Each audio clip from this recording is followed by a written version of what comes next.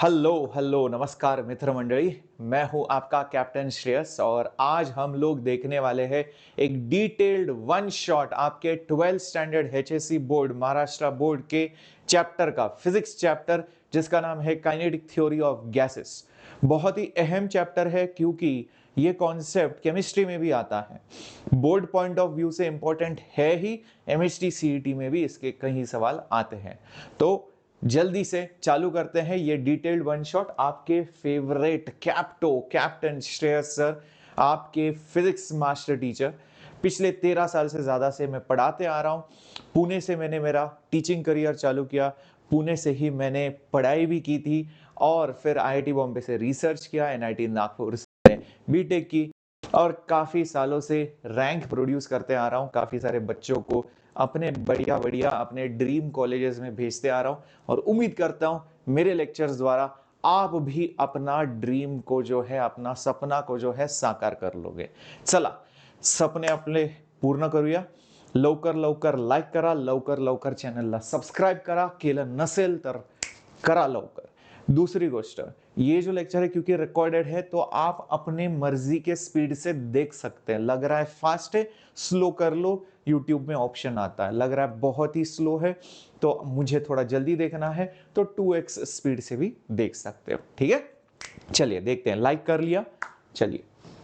तो ये जो चैप्टर है काइनेटिक थ्योरी ऑफ गैसेस का, इसमें सबसे पहले बात होती है एक गैस के बिहेवियर की।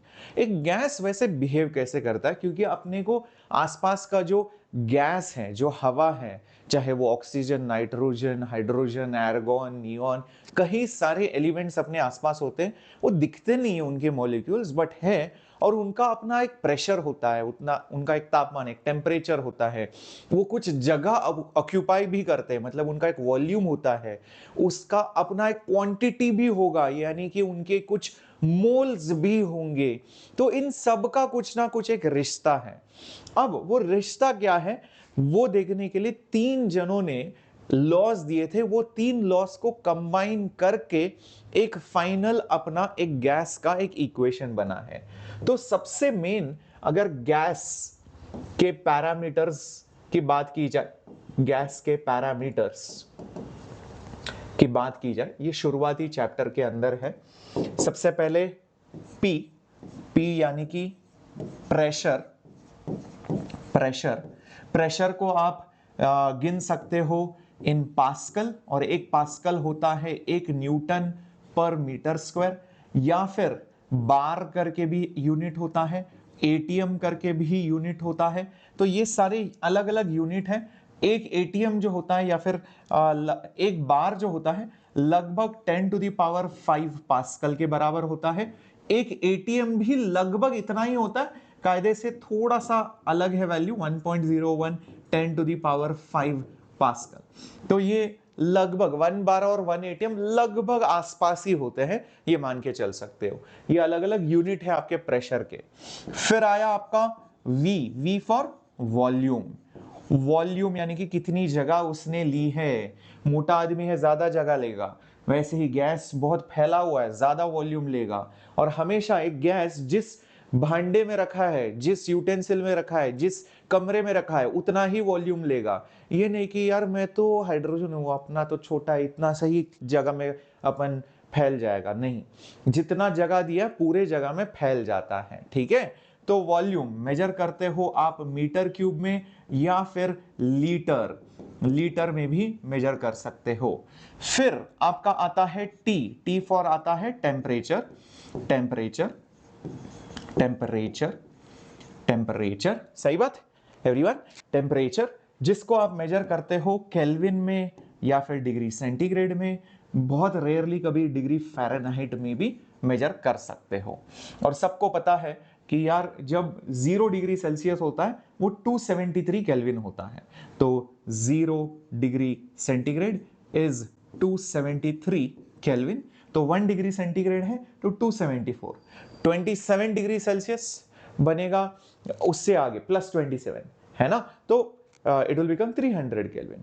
तो जितना भी सेल्सियस में टेम्परेचर रहा उसको +273 करो, वो केल्विन में आपको टेम्परेचर मिल जाएगा। तो ये हमेशा याद रखो, T डिग्री सेल्सियस प्लस 273 करोगे आपको टेम्परेचर इन केल्विन मिल जाएगा हमेशा, ठीक है। ऑल राइट, फिर नेक्स्ट आता है आपका N, जो कि है the number of moles. The number of moles, कितने मोल्स हैं, नंबर ऑफ मोल्स, जिसका फॉर्मूला है capital N by NA।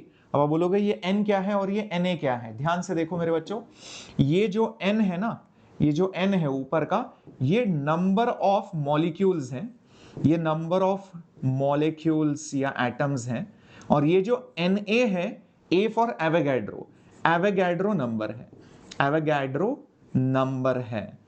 Avogadro number कितना होता है, 6.02 approximately into 10 to the power 23। इतने अगर मॉलिक्यूल्स है, इतने अगर मॉलिक्यूल्स हैं 6.02 into 10 to the power 23, denominator में भी उतने ही मॉलिक्यूल्स, तो ये रेशियो जो है 1 बनेगा, यानी कि 1 मोल है। 2 मोल है यानी कि 12 into 10 to the power 23 molecules है। अगर 3 मोल है मतलब लगभग 18 इंटू 10 टू द पावर 23 लगभग मॉलिक्यूल्स है। तो ये होता है आपका नंबर ऑफ मोल्स मेरे बच्चों। तो ये सब आपके बेसिक गैस के पैरामीटर्स हैं, और इन सब के बीच में जो रिश्ता है आपको 3 अलग अलग लॉ से मिलते हैं। पहला है बॉयल्स लॉ, पहला है बॉयल्स लॉ मेरे बच्चों। तो बॉयल्स लॉ के हिसाब से, तो बॉयल्स लॉ है, बॉयल्स लॉ है जिसमें कि होता है प्रेशर देखा गया is inversely proportional to volume. फिर दूसरा आता है आपका चार्ल्स लॉ। क्या आया बोलो, दूसरा आया आपका चार्ल्स लॉ। अब चार्ल्स लॉ क्या बोलता है कि जो वॉल्यूम है वो टेम्परेचर के ठीक प्रोपोर्शनल है, जो वॉल्यूम है वो टेम्परेचर के बिल्कुल ही प्रोपोर्शनल है। ये बॉयल्स लॉ बोलता है कि जब वॉल्यूम बढ़ाते हो, जब ये फैलता है तो प्रेशर गिरता है, जब प्रेशर बढ़ाते हो तो वॉल्यूम कम हो जाता है। चार्ल्स लॉ बोलता है जैसे आप किसी चीज को गर्म करोगे तो वो ज्यादा वॉल्यूम ऑक्यूपाई करेगा, अज्यूमिंग प्रेशर इज कांस्टेंट। फिर आता है आपका गे-लुसाक्स लॉ। गे-लुसाक्स लॉ है कि नहीं। अब प्रेशर वॉल्यूम हो गया, वॉल्यूम टेम्परेचर हो गया, ये लास्ट जो है प्रेशर और टेम्परेचर। अगर किसी चीज का टेम्परेचर बढ़ाओगे वॉल्यूम कांस्टेंट रख के तो उसका प्रेशर भी बढ़ जाता है। अब इन सब को कंबाइन करके for in general n number of moles आपको मिलता है एक ideal gas equation, ideal gas law, ideal gas law, जो कि कुछ ऐसे दिखता है, जो कि कुछ ऐसे दिखता है, PV proportional to NT, N is moles, T is temperature, V is volume, P is pressure, और फिर उसका एक कांस्टेंट भी आता है जिसका नाम है R, यानी कि गैस कांस्टेंट, और फिर वो आएगा nRT। ये प्रोपोर्शनैलिटी को मैंने इक्वालिटी में बदल दिया है। यहां पर आप देख सकते हो वॉल्यूम को चाहो तो आप नीचे भेज दो तो pressure inversely proportional to volume बन गया, है कि नहीं। तो आपका बॉयल्स लॉ बन गया। वॉल्यूम प्रोपोर्शनल टू टेम्परेचर, ये देख लो, volume proportional to temperature, pressure proportional to temperature, pressure proportional to temperature. तो ये तीनों को एक साथ मिला दिया और यहां पर नंबर ऑफ मोल्स का भी हिसाब लगा लिया और ये इक्वालिटी में बदल करके ये आपको मिल जाता है ये गैस कांस्टेंट। अब ये गैस कांस्टेंट का वैल्यू क्या है वो भी बताता हूं। अब ये जो फॉर्मूला है आपको याद रखना है, R की जो वैल्यू है वो है 8.314 joules per mole per kelvin. But अगर कैलोरीज में कन्वर्ट करो तो लगभग 2 कैलोरी पर मोल पर केल्विन। और अगर लीटर एटीएम में बात करो 0.0821। जनरली हम वो लीटर एटीएम में देखते नहीं है क्योंकि फिजिक्स में लीटर एटीएम का यूनिट इस्तेमाल ज्यादा नहीं होता। आप generally joules per mole per kelvin का यूनिट ही इस्तेमाल करोगे। यहां तक ठीक मेरे बच्चों? बिल्कुल, बहुत बढ़िया। अब नेक्स्ट नेक्स्ट अगर आपको किसी भी गैस का प्रेशर पता है, मोल्स पता है, टेम्परेचर पता है, वॉल्यूम निकाल पाओगे। वॉल्यूम पता है, प्रेशर पता है, मोल्स पता है, टेम्परेचर निकाल पाओगे। पता है टेम्परेचर डबल हो गया, ये हो गया, तो नया प्रेशर क्या होगा वो भी निकाल पाओगे। तो ये रिलेशनशिप बहुत ही ज्यादा इंपॉर्टेंट है, अहम है, बहुत ही ज्यादा इंपॉर्टेंट है। इसको आप थोड़ा सा अलग रूप में भी लिख सकते हो। कैसे लिख सकते हो ध्यान से देखना।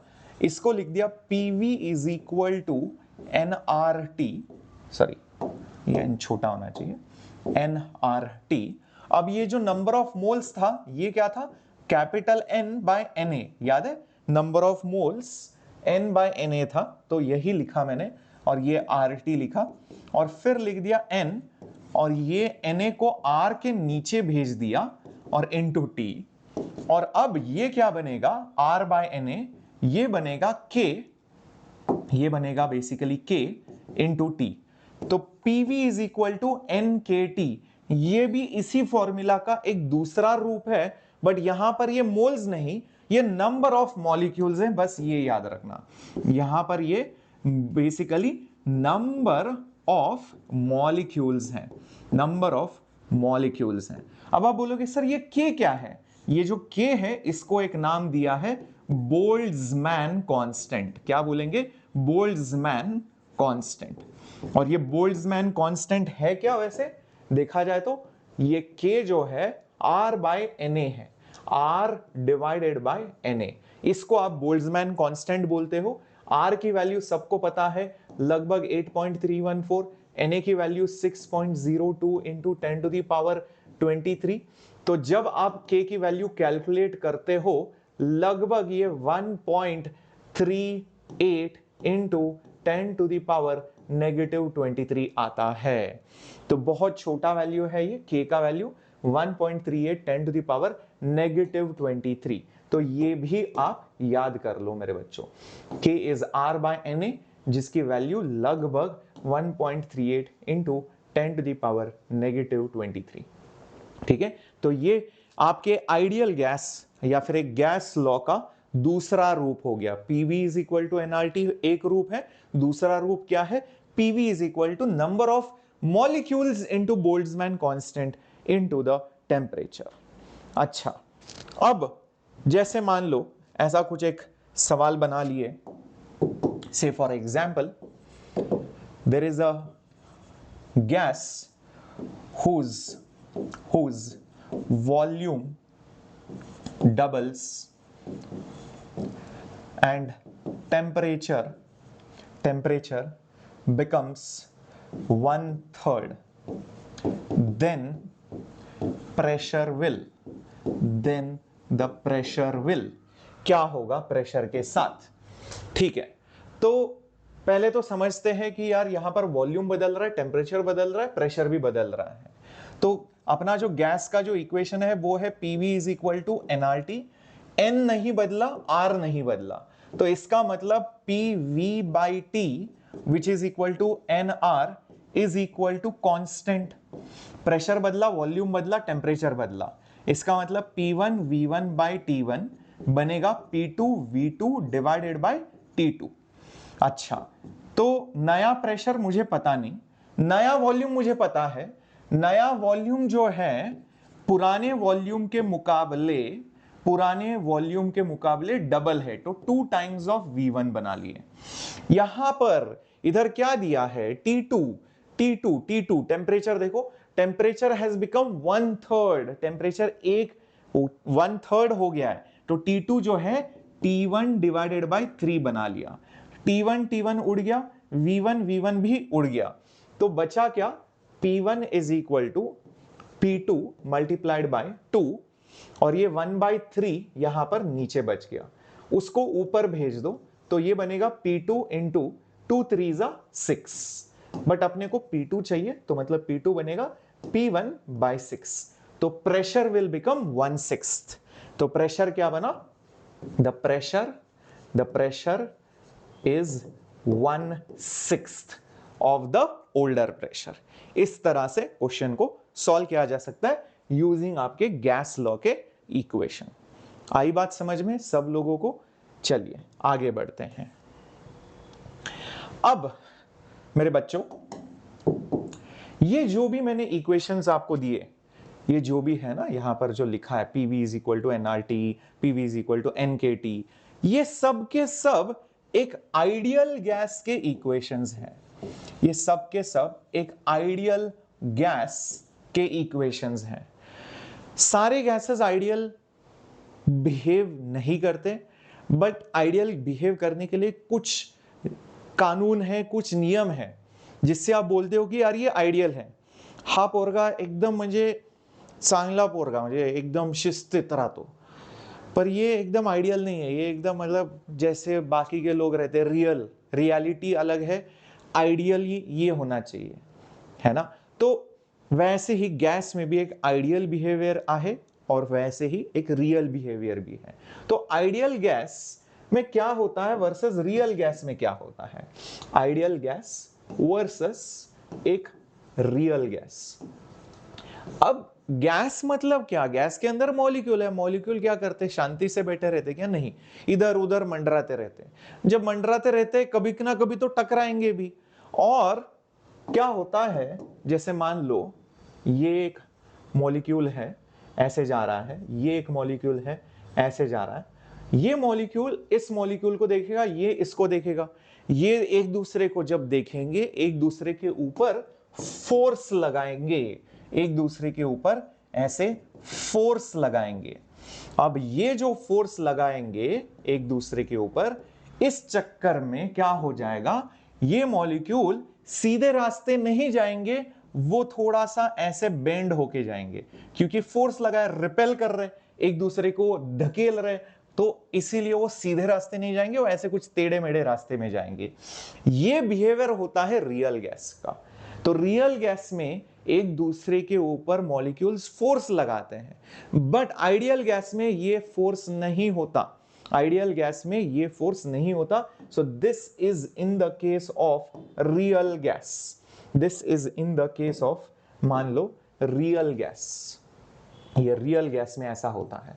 तो real gas has molecular interaction, molecular interaction, interaction। Real gas के पास मॉलिक्यूल्स के बीच में इंटरैक्शन होता है। यप। दूसरी बात अगर आप एक कंटेनर लेते हो, एक डब्बा लेते हो, एक भांडा लेते हो, उसके अंदर गैस भरा हुआ है, ये मॉलिक्यूल्स का भी अपना कुछ एक जगह ऑक्यूपाई करने वाला एक वॉल्यूम होगा। तो मॉलिक्यूल्स का जो साइज है वो ठीक ठाक हो सकता है, क्योंकि आप सोचो बहुत सारे मॉलिक्यूल्स होंगे। हाँ, हर एक मॉलिक्यूल बहुत ही छोटा जगह ऑक्यूपाई करेगा, बहुत ही कम जगह लेगा, बट इतने सारे जब मॉलिक्यूल्स आएंगे वो भी अपना जगह लेंगे। तो रियल गैस में the size of the volume occupied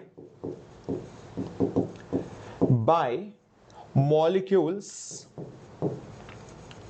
is considered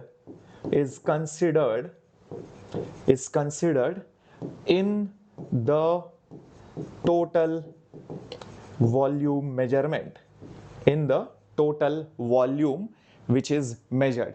ये सब रियल गैसेस में होता है। वापस आइडियल गैस में ये मॉलिक्यूल्स का साइज इतना छोटा माना जाएगा या फिर इनके नंबर इतने कम है माने जाएंगे कि इसके साइज को इग्नोर किया जाता है। तो रियल गैस में ये सारे कंसिडरेशंस होते हैं। तो आप बोलोगे क्या रियल गैस को फिर कभी अपन पढ़ नहीं पाएंगे, क्योंकि सारे गैसेस जो अपने आसपास है वो तो रियल है, मतलब असली में असल वाले गैसेस जो अपने आसपास है, क्या हम उसको कभी पढ़ नहीं पाएंगे? क्योंकि ये सारे जो इक्वेशन है ये केवल आइडियल गैस है, आइडियल गैस के इक्वेशन है, ऐसा नहीं है। कुछ कंडीशन होते हैं जब आप इसको पढ़ सकते हो, कुछ ऐसे कंडीशन होते हैं जब आप इसको पढ़ सकते हो। और वो कंडीशन क्या है? Basically for a real gas, for a real gas to be basically ideal, to behave like an ideal gas, तो उसके लिए कंडीशन है, और वो कंडीशन मेरे बच्चों ये है कि आप इसको एकदम लो प्रेशर पर देखो, लो प्रेशर पर देखो, और बहुत ही ज्यादा हाई टेम्परेचर पर देखो, हाई टेम्परेचर पर देखो, तब इनका जो बिहेवियर है, इनका जो वागणे का एकदम मतलब कसे वागतायत त्यांचं जे तरीका है वो जो है आइडियल की तरह रहेगा, आइडियल गैस की तरह रहेगा। यस, क्योंकि एकदम जब प्रेशर लो रहेगा तो सारे मॉलिक्यूल्स थोड़े से दूर चले जाएंगे, और टेम्परेचर भी ज्यादा है तो दूर चले जाएंगे। जब वो मॉलिक्यूल्स दूर होंगे एक दूसरे के ऊपर, वो कुछ नजर नहीं डालेंगे, फोर्स नहीं लगाएंगे। पहली बात, मॉलिक्यूलर इंटरेक्शन खत्म हो जाएगा। और जब दूर चले जाते तो उनका साइज मैटर नहीं करता, क्योंकि यार बहुत दूर है, इतना सारा खाली जगह पड़ा है, तो उन मॉलिक्यूल्स का साइज ज्यादा मैटर नहीं करता। तो इसीलिए लो प्रेशर और हाई टेम्परेचर पर एक रियल गैस आइडियल गैस की तरह बिहेव करता है। यस, त्याचा वर्ताव एकदम एक आइडियल गॅसच्या बरोबर असतं।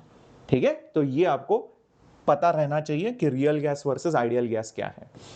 अच्छा, एक और डेटा पॉइंट जो आपको यहां पर याद रखना है, जो कभी कभी काम आ सकता है, वो है ये, at standard temperature and pressure, at standard temperature and pressure 1 mole of ideal gas, 1 mole of ideal gas occupies 22.4 litre of volume. Litres में है ये 22.4 लीटर ऑफ वॉल्यूम। ये कभी कभी डायरेक्ट क्वेश्चन सॉल्व करने में काम आ सकता है ये डेटा। मान लो 2 मोल दिए हैं स्टैंडर्ड टेम्परेचर प्रेशर पे, 2 मोल है मतलब 1 मोल इतना वॉल्यूम, तो 2 मोल कितना, 44.8 लीटर, इसका डबल। 3 मोल है तो इसका ट्रिपल, आधा मोल है तो इसका आधा। तो वैसे आप इसको इस्तेमाल कर सकते हो जब स्टैंडर्ड टेम्परेचर प्रेशर मतलब आपका 1 बार मतलब 1 एटीएम प्रेशर है और स्टैंडर्ड टेम्परेचर 0 केल्विन है, तब आप इसको इस्तेमाल कर सकते हो। ओके, ठीक है सर, यहां तक समझ में आ गया। अब नेक्स्ट पॉइंट जो है मेरे बच्चों, आपको इतना समझ में आ गया होगा कि ये मॉलिक्यूल्स जो है इधर उधर घूमते रहते हैं, अपना जगह ऑक्यूपाई करते हैं, एक दूसरे के साथ कभी टकराएंगे भी, और फिर वापस टकराने के बाद वापस अपने रास्ते चले जाते हैं।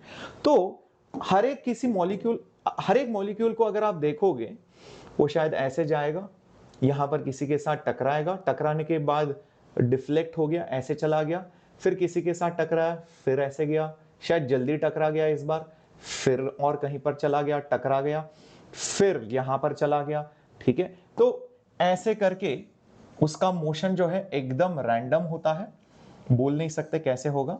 ठीक है, टकराएगा, फिर डायरेक्शन चेंज करेगा, फिर टकराएगा, फिर ऐसे गया, फिर ऐसे गया, फिर ऐसे गया। तो ये है एक मॉलिक्यूल का random motion. Random motion of a molecule of a gas. जहां जहां पर भी उसने डायरेक्शन बदला, वहां वहां पर क्या हो रहा है, कोलिजन हो रहा है, कोलिजन हो रहा है, यहां पर कोलिजन हो रहा है। ये समझ लो, हर एक इस जगह पर जहां पर डायरेक्शन बदल गया, मतलब क्या, वो किसी के साथ टकरा गया, दूसरे मॉलिक्यूल के साथ टकरा गया। बट एक कोलिजन से लेके दूसरा कोलिजन, एक कोलिजन पासून दुसऱ्या कोलिजन पर्यंत हा जो रस्ता आहे, हा रस्ता तो आरामात चालला आहे, ये रस्ते में आराम से जा रहा है, वो फ्रीली जा रहा है, फ्री होके जा रहा है, कोलाइड टकरा नहीं रहा, एक्सीडेंट नहीं हो रहा उसका।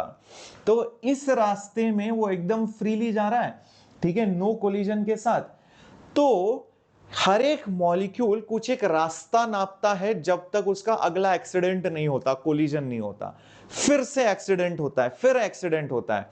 तो अगर मैं ये सारे जो डिस्टेंसेस जो ये मॉलिक्यूल ने फ्रीली कवर किए, ये आपका मान लो फ्री पाथ है, ये फ्री पाथ है क्योंकि इधर कोई एक्सीडेंट नहीं हुआ। ये सारे डिस्टेंसेस का मैं एवरेज ले लूं, मुझे वो ऐसा एवरेज डिस्टेंस देगा कि यार ये एवरेज डिस्टेंस है एक मॉलिक्यूल का जब वो फ्रीली आराम से बिना एक्सीडेंट के जाता है, तो वो कहलाएगा एवरेज फ्री पाथ या फिर मीन फ्री पाथ। म्हणजे किती दूर एक मॉलिक्यूल जातं ऑन एन एवरेज फ्रीली बिना किसी कोलिजन के, उसको आप मीन फ्री पाथ या एवरेज फ्री पाथ बोलते हो। तो यहां पर आ जाता है आपका next concept of mean free path is the average distance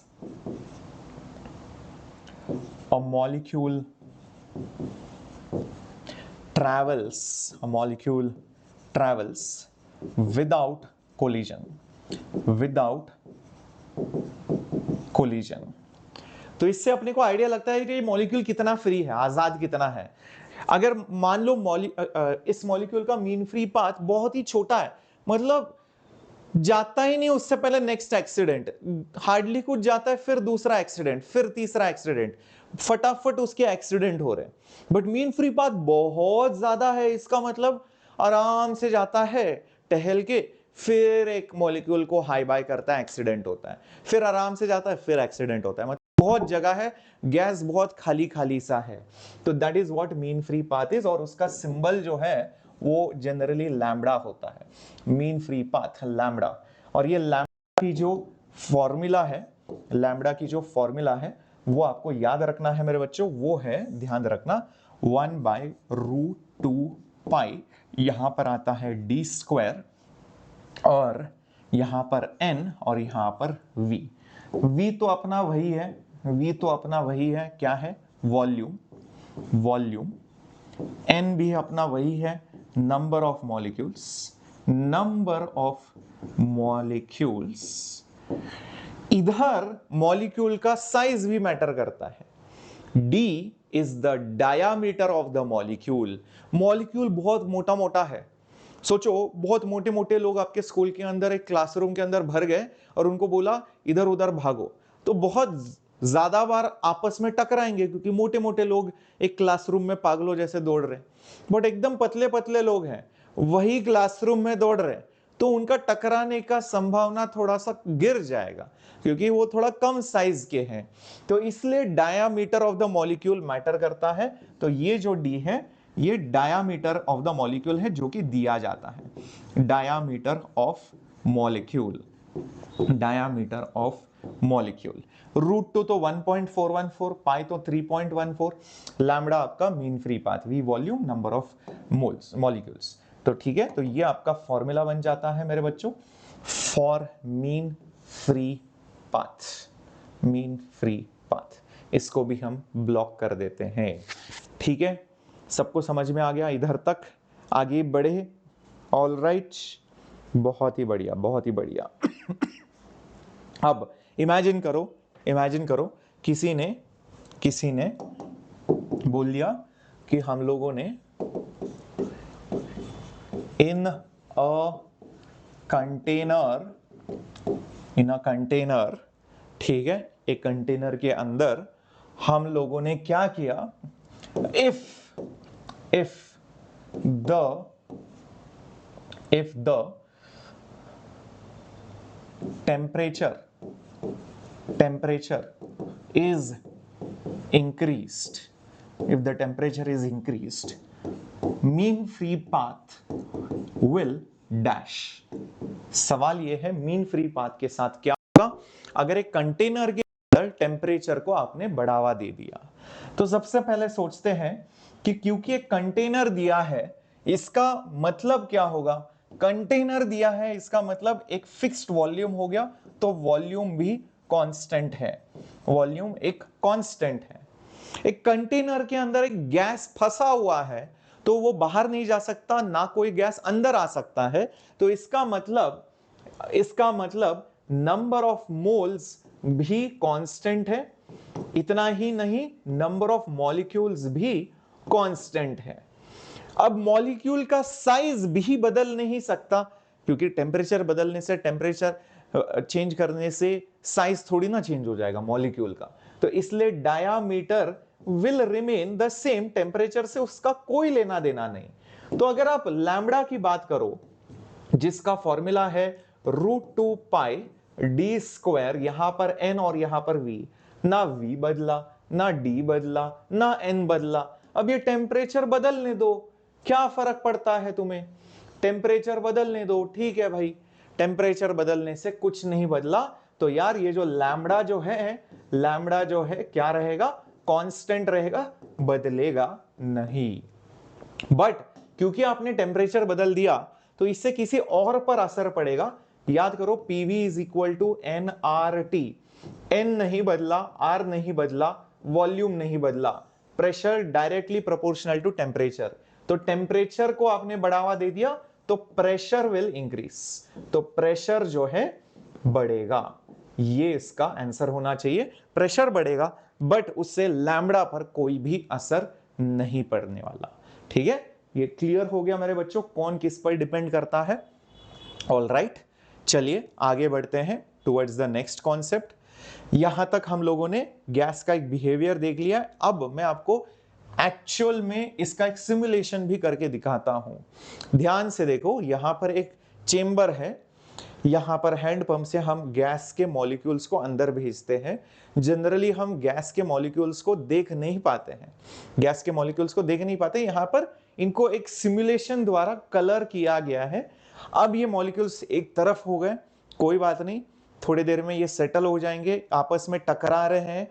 जैसे कि आप देख सकते हो बहुत भीड़ जम गई है, हर एक मॉलिक्यूल हार्डली कुछ ही मिलीमीटर जा रहा होगा, जिससे पहले उसको दूसरा मॉलिक्यूल मिल रहा होगा और फिर वो कोलाइड होके डायरेक्शन बदल रहा होगा, है कि नहीं? आप देख सकते हो। और यहां पर आप देख सकते हो हर एक मॉलिक्यूल का अलग अलग स्पीड है। कोई मॉलिक्यूल एकदम आराम से जा रहा है, कोई एक मॉलिक्यूल एकदम जोश में जा रहा है, कोई मॉलिक्यूल एकदम नॉर्मल स्पीड से जा रहा है।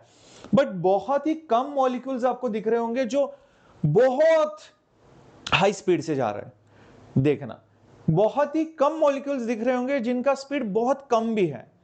बहुत ज्यादा स्पीड वाले, बहुत कम स्पीड वाले बहुत ही कम होंगे। जैसे एक हायवे पे जब जाते हो तो एकदम म्हणजे डुक्कर गाडीसारखं एकदम कोणी चालवणारा माणूस पण खूप कमी दिसणार तुम्हाला, एकदम आरामात चाललाय। दूसरं म्हणजे एकदम वेगाने चाललाय माणूस, वो भी लोग बहुत कम दिखेंगे। बट जनरली 80% 70% जो जनता है एक नॉर्मल वेग के साथ, एक नॉर्मल स्पीड के साथ जा रही होगी। वही चीज आपको यहां पर भी दिख रही है, और ये जो ग्राफ है ना वो भी वही बता रहा है। देखो, ये ग्राफ में नंबर ऑफ पार्टिकल्स और यहां पर स्पीड है। बहुत कम पार्टिकल्स, नंबर ऑफ पार्टिकल्स जिनका स्पीड बहुत ज्यादा है। इधर स्पीड बहुत कम है, उधर ये स्पीड कम है, वैसे मॉलिक्यूल्स भी ज्यादा नहीं है। बट एक एवरेज स्पीड वाले मॉलिक्यूल्स बहुत ही ज्यादा है।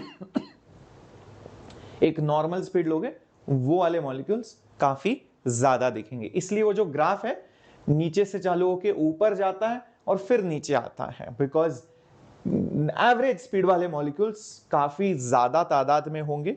बहुत ही कम स्पीड वाले या बहुत ही ज्यादा स्पीड वाले मॉलिक्यूल्स उतने नहीं होंगे, जैसे कि आप यहां पर देख सकते हो। अब यहां पर प्रेशर कुछ है 50-51 atm। इसको अगर हमने गर्म कर दिया, ध्यान से देखना क्या हो जाएगा। टेम्परेचर जो है बदल रहा है, टेम्परेचर देखो केल्विन में है, बदल गया, और देखो प्रेशर भी बदल गया। 50 का था, अभी 98 वगैरह कुछ हो गया। वॉल्यूम कांस्टेंट है, यस, टेम्परेचर बढ़ाने से प्रेशर बढ़ गया। इसको ठंडा करते हैं, चलो ठंडा करते हैं। ठंडा करेंगे तो देखना प्रेशर भी गिर रहा है, टेम्परेचर भी गिर रहा है। दिख रहा है आप लोगों को? बहुत ही बढ़िया। देखो टेम्परेचर गिर गया, प्रेशर भी गिर गया। देखो बहुत अभी स्लो हो गए, टेम्परेचर गिराने से देखो अभी मॉलिक्यूल्स का स्पीड जो है बहुत ही कम हो गया है। आप ये यहां पर भी देख सकते हो, ग्राफ जो है इधर शिफ्ट हो गया है लेफ्ट साइड की तरफ, मतलब उनके स्पीड भी बहुत कम हो गए। देखो टेम्परेचर कम करने से, अभी गर्म करोगे ना, देखना ये ग्राफ भी इधर आ जाएगा। देखना ये ग्राफ भी इधर आ जाएगा, प्रेशर भी बढ़ेगा, टेम्परेचर भी बढ़ेगा। ग्राफ राइट साइड क्यों आ रहा है? बिकॉज स्पीड बढ़ रहे हैं, मॉलिक्यूल्स चे स्पीड वाढता है, इसीलिए आप देखोगे वो जो ग्राफ है राइट साइड की तरफ आना चालू हो गया है। देखो, आप देख सकते हो, ग्राफ देखो, दिख गया, धीरे धीरे राइट साइड की तरफ आ गया है। ऐसे होता है मॉलिक्यूल्स का बिहेवियर। हम ये चैप्टर इसलिए पढ़ते, देखो आपके टेक्स्ट बुक में भी यही दिया है, ये चैप्टर किस लिए पढ़ते हो? बिकॉज आप किसी एक मॉलिक्यूल को पढ़ाई नहीं कर सकते, स्टडी नहीं कर सकते, क्योंकि उसका स्पीड, डायरेक्शन सब कुछ बदलता रहता है, और एक मॉलिक्यूल का क्या ही करोगे जान के। तो इसलिए आप इसका पूरा कलेक्टिव बिहेवियर स्टडी करते हो, इसको एक पूरी तरह से कलेक्टिव बॉडी की तरह स्टडी करते हो। तो इसलिए इसका एक पूरा एवरेज एक प्रॉपर्टी होता है प्रेशर, एवरेज एक प्रॉपर्टी होता है वॉल्यूम, इसका टेम्परेचर, इसका एक स्पीड का भी एक प्रॉपर्टी आएगा जिसको आरएमएस बोलेंगे। तो इनके आप एक कलेक्टिव प्रॉपर्टी पढ़ते हो, ना कि किसी एक एक मॉलिक्यूल का स्पीड, प्रेशर, टेम्परेचर पढ़ते हो। उसका कोई मतलब भी नहीं होता, एका मॉलिक्यूलचं टेम्परेचर काय, अर्थ नाही त्याला। आपण कधी पण गॅसचं टेम्परेचर, गॅसचं व्हॉल्यूम असं आपण बोलतो, गॅसचं प्रेशर। आपण एक मॉलिक्यूलचं प्रेशर किती आहे असं बोलून काय फायदा नाही जास्त, ठीक है? तो ये आपको समझ में आना चाहिए यहां तक, ये सिमुलेशन इसलिए मैंने दिखाया। ऑल राइट, अच्छा, तो सर अभी मीन फ्री पाथ समझ गए सर, और फिर PV is equal to NRT, PV is equal to NKT, ये भी समझ गए, और एक ideal gas versus real gas क्या होता है वो भी समझ गए। अच्छा, अब प्रेशर और इनके बीच में कुछ रिलेशनशिप है क्या? स्पीड के बीच में, वॉल्यूम के बीच में, इनके बीच में कोई रिलेशनशिप है क्या? बिल्कुल है। तो नेक्स्ट टॉपिक आता है आपका pressure relationship, pressure relation in ideal gas. तो इसके लिए एक डेरिवेशन है जिसमें क्या किया जाता है, ऐसा ही जैसे यहां पर एक चेंबर लिया गया ना, और जिसमें मॉलिक्यूल्स हैं, वैसे ही मान लो एक चेंबर लिया जाता है,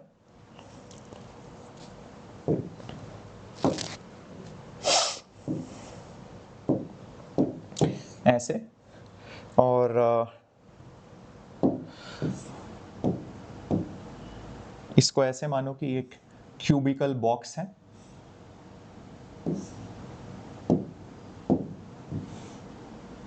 ऐसे क्यूबिकल बॉक्स मान लो जिसका लेंथ L L L है, और इसके अंदर ढेर सारे मॉलिक्यूल्स हैं, इधर उधर इधर उधर, हर एक अजीब अजीब डायरेक्शन में जा रहे, ठीक है? तो ऐसा कोई एक मॉलिक्यूल कंसिडर करो, उसका अपना एक वेलोसिटी होगा, और उस वेलोसिटी के भी उसके 3 कंपोनेंट होंगे।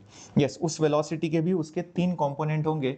एक x डायरेक्शन में होगा, एक शायद y डायरेक्शन में होगा, एक शायद z डायरेक्शन में होगा।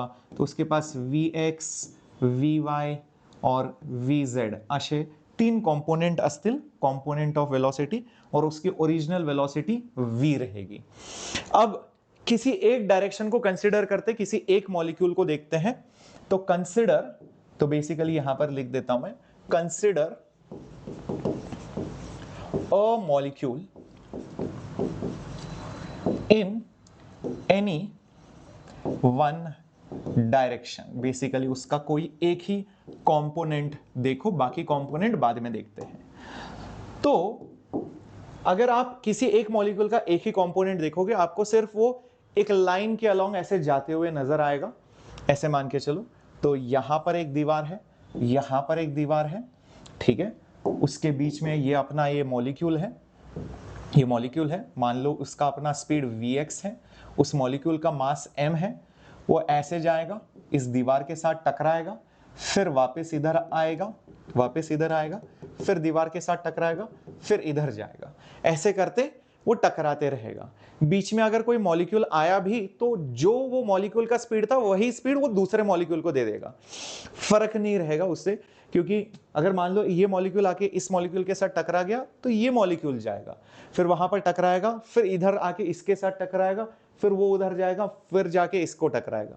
अब ये मॉलिक्यूल खुद वहां पर चल के जाके ऐसे आए, या वो स्पीड दूसरे मॉलिक्यूल को दे, वो जाके वापस आके इसको दे, वापस ये इधर आए, उससे कुछ फर्क नहीं पड़ता अपने कैलकुलेशन में।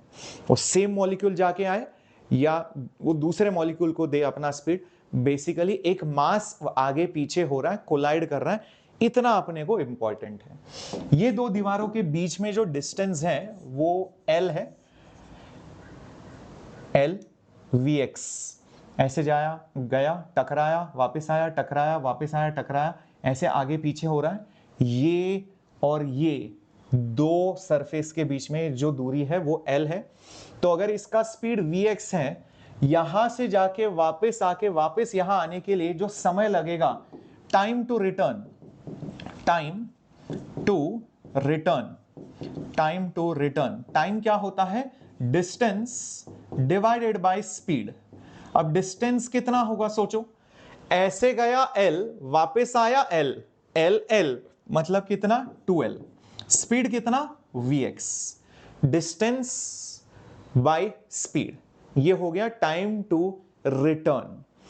अब जब वो ऐसे जाके वापस आ रहा है और जब वो टकराता है दीवार के साथ, तो दीवार के साथ जब टकराता है ये मॉलिक्यूल, क्योंकि वो अपना डायरेक्शन चेंज करेगा, क्योंकि वो अपना डायरेक्शन चेंज करेगा, इसका मतलब उसका मोमेंटम चेंज हुआ। और अगर मोमेंटम चेंज हुआ, इसका मतलब एक इंपल्स आया, इसका मतलब एक इंपल्स आया, और इंपल्स से मुझे फोर्स मिलेगा, और फोर्स से मुझे प्रेशर मिलेगा, और मुझे कैलकुलेट वही करना है।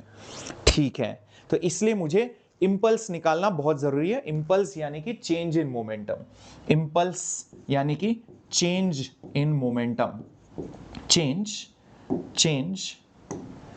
इन मोमेंटम। अच्छा, तो मोमेंटम कितना बदला देखते हैं। फाइनल मोमेंटम है m into V X, initial momentum है, आप बोलोगे sir m into V X, गलत।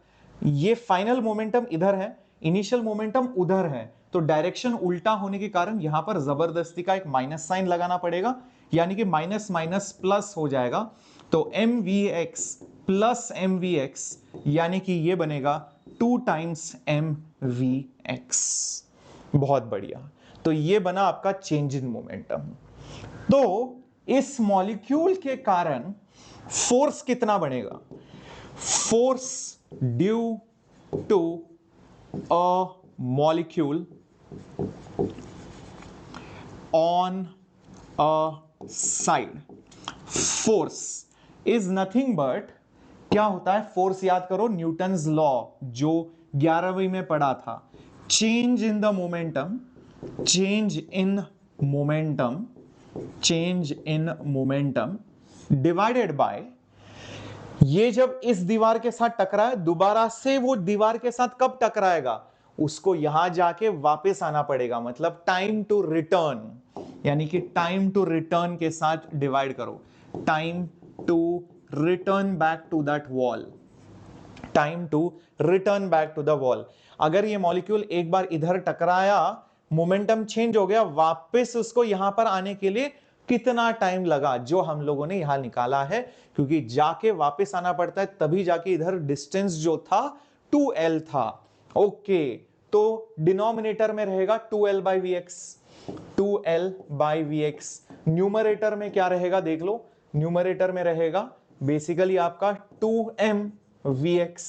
तो ये बन जाएगा कितना देख लो, 2 कैंसिल हो गया, यहां पर बना m बाय एल, और यहां पर Vx का स्क्वायर बन गया, m बाय एल Vx का स्क्वायर। ये हो गया force due to a molecule on a side.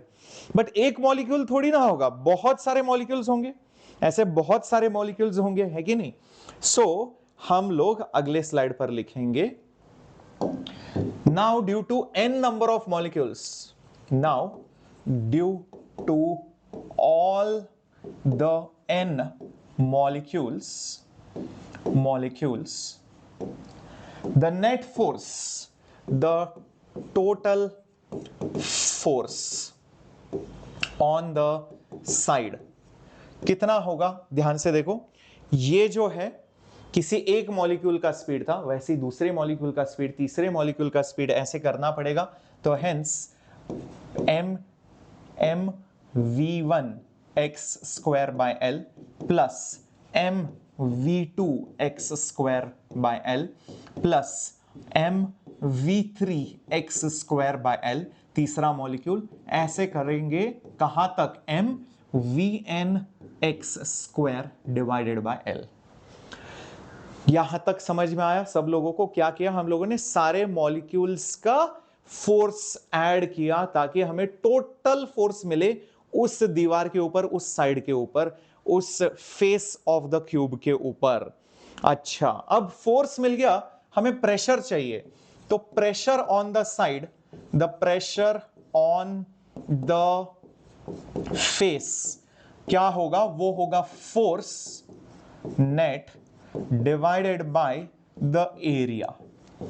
अब एरिया कितना होगा, बहुत सिंपल है। एरिया कितना होगा, बहुत सिंपल है। देखो, ये वाला एरिया की बात हो रही है, ये वाला जो एरिया है कितना होगा, ध्यान से सोच के बताना। L इंटू एल यानी कि L² होना चाहिए, बराबर L इंटू एल यानी कि यहां पर L² होना चाहिए। और ये जो फोर्स है ये पूरा का पूरा टर्म, तो m V1(x² divided by L, ऐसे करेंगे till m Vn(x² divided by L। L को बाहर निकाल लो, तो यहां पर सबसे पहले तो ये L³ बन गया, m को भी बाहर निकाल लो, तो अंदर बचा V1(x² प्लस V2(x²), ऐसे Vn(x²। अब आप बोलोगे सर ये कुछ है क्या, मतलब इसको कुछ बोलते हैं क्या? यस, इसको कुछ बोला जाता है, इसको कुछ डेफिनेटली बोला जाता है। This is related to something called RMS। अब वो RMS क्या होता है थोड़ी देर में आएंगे, बट फिलहाल के लिए इसका एक सिंप्लीफाइड वर्जन भी है। अब ध्यान से देखो, इसको मैं ऐसे लिख सकता हूं m/L³। L³ मतलब सोचो ना क्या होगा, L इंटू L मतलब वॉल्यूम बन गया ना, ये तो m/ ये वॉल्यूम बन गया। ओके, इसको मैं ऐसे लिखता हूं V1(x² प्लस ऐसे Vn(x²) whole thing divided by n into n। ये जो भी n था उसी n से डिवाइड किया और उसी n से मल्टीप्लाई भी किया, उसी n से डिवाइड भी किया, उसी n से मल्टीप्लाई भी किया। इससे क्या हो गया, ये एवरेज हो गया। जो भी ब्रैकेट के अंदर लिखा है वो क्या बन गया, बोलो, एवरेज बन गया, है कि नहीं? तो इसको हम लिख सकते हैं m/v, ये बन गया आपका एवरेज x का स्क्वायर। हर एक स्पीड का स्क्वायर करो, उसका जो एवरेज होगा x डायरेक्शन में वो मिल गया मुझे यहां पर इस ब्रैकेट के अंदर, और इनटू n।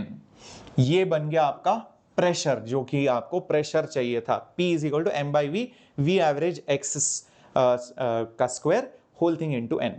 बट यहां पर हम खुश नहीं हुए, हमें एक और चीज याद आ गया, यार कोई भी जो वेलोसिटी है वो vx, vy और vz तीनों का वेक्टर सम है, बट मैग्नीट्यूड वाइज बात करें v² is vx² plus vy² plus vz²। तो अगर मैं v एवरेज x² करूं, v एवरेज y² करूं, v एवरेज z² करूं, तो मुझे क्या मिलना चाहिए, v एवरेज स्क्वायर मिलना चाहिए।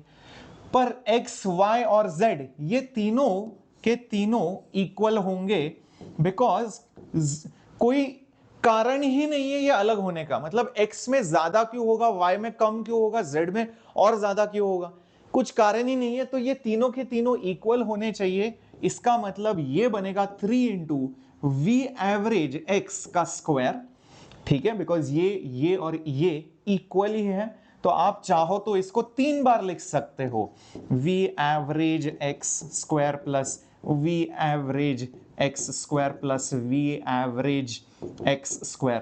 तो मतलब ये बनेगा 3 टाइम्स v एवरेज x²। तो इसका मतलब v एवरेज x² ये क्या बनेगा, v average square divided by 3, v average square divided by 3। इस चीज को यहां पर सब्स्टिट्यूट करते हैं, इस चीज को यहां पर सब्स्टिट्यूट करते हैं। ध्यान से देखना मेरे बच्चों, हमें जो मिला था P is equal to m/v, P is equal to m/v, यहां पर n, और यहां पर मिला था v एवरेज x का स्क्वायर। बट मुझे वो x नहीं चाहिए, मुझे टोटल स्पीड चाहिए, तो यहां पर मैं लिख दूंगा v average square whole thing divided by 3। ये कहां से मिला? यहां से। इसके x के बदले एवरेज स्क्वायर डिवाइडेड बाय 3 डाल दिया यहां पर। अब इसको थोड़ा सा वापस से लिखते हैं।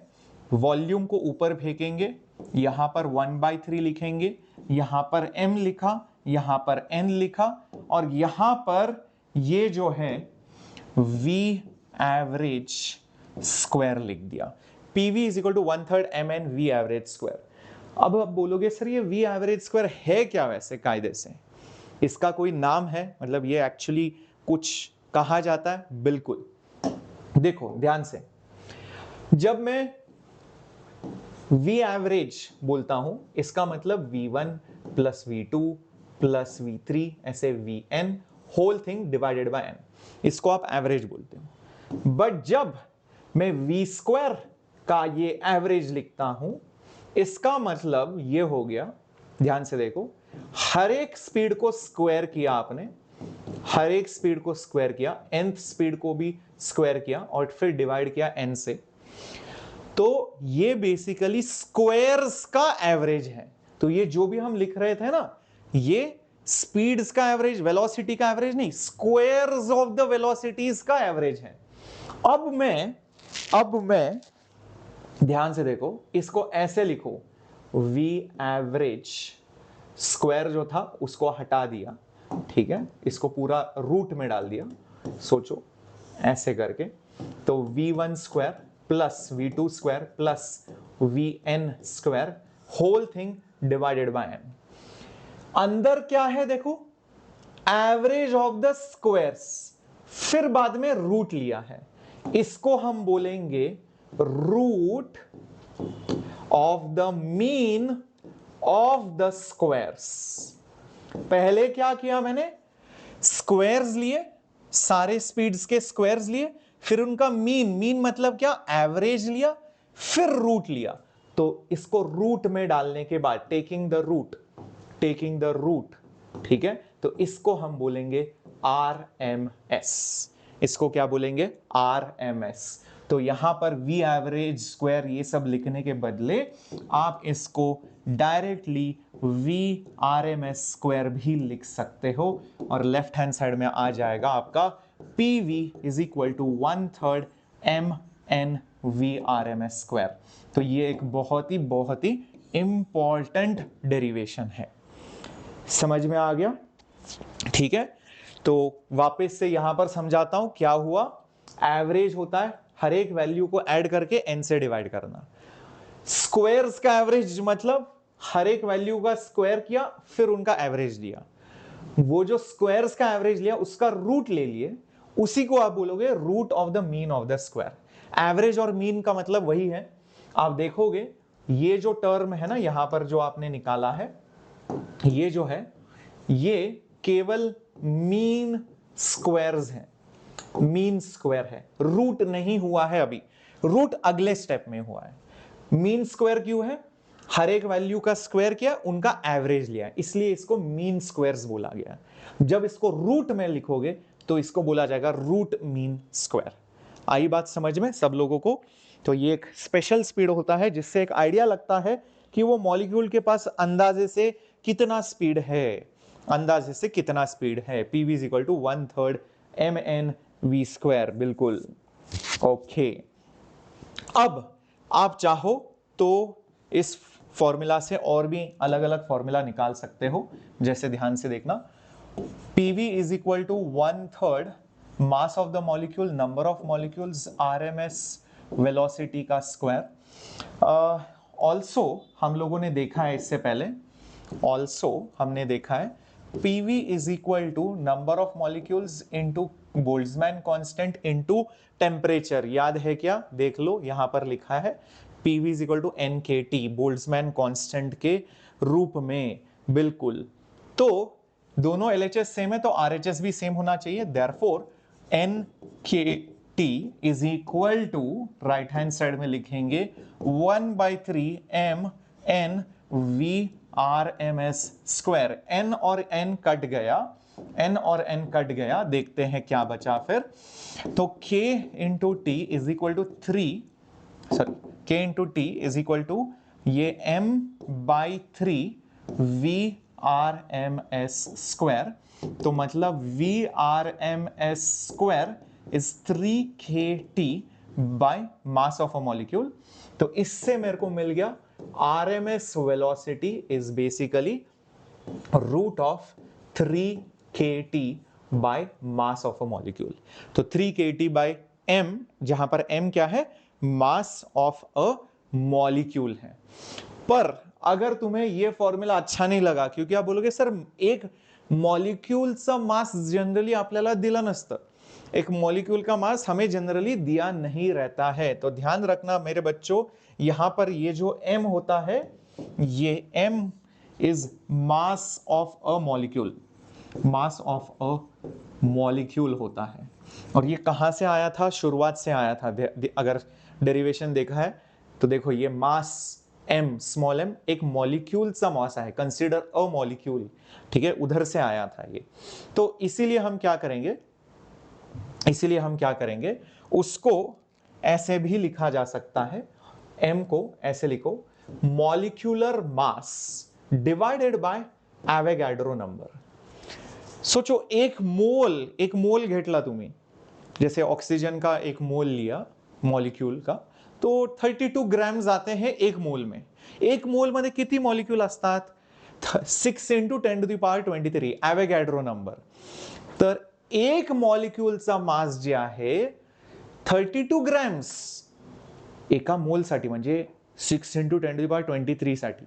तर एका मॉलिक्यूल साठी डिवाइड करायला पाहिजे एवोगॅड्रो नंबर बरोबर। तर 32 ग्रॅम्सला जेव्हा तुम्ही 6.02 इंटू 10⁻23 बरोबर डिवाइड करनार, जो मिलेगा आपको वो आपको एक मॉलिक्यूल का आपको मास मिलेगा। और K तो हमें पता ही है, वो है खुद R डिवाइडेड बाय Na। तो देखो ये क्या बनेगा, ये बनेगा आपका 3R divided by Na into T, और ये बनेगा आपका M divided by Na। Na cut गया, बचा आपका 3RT डिवाइडेड बाय M। तो ये आपका RMS स्पीड बनता है, ये याद रखना है आपको।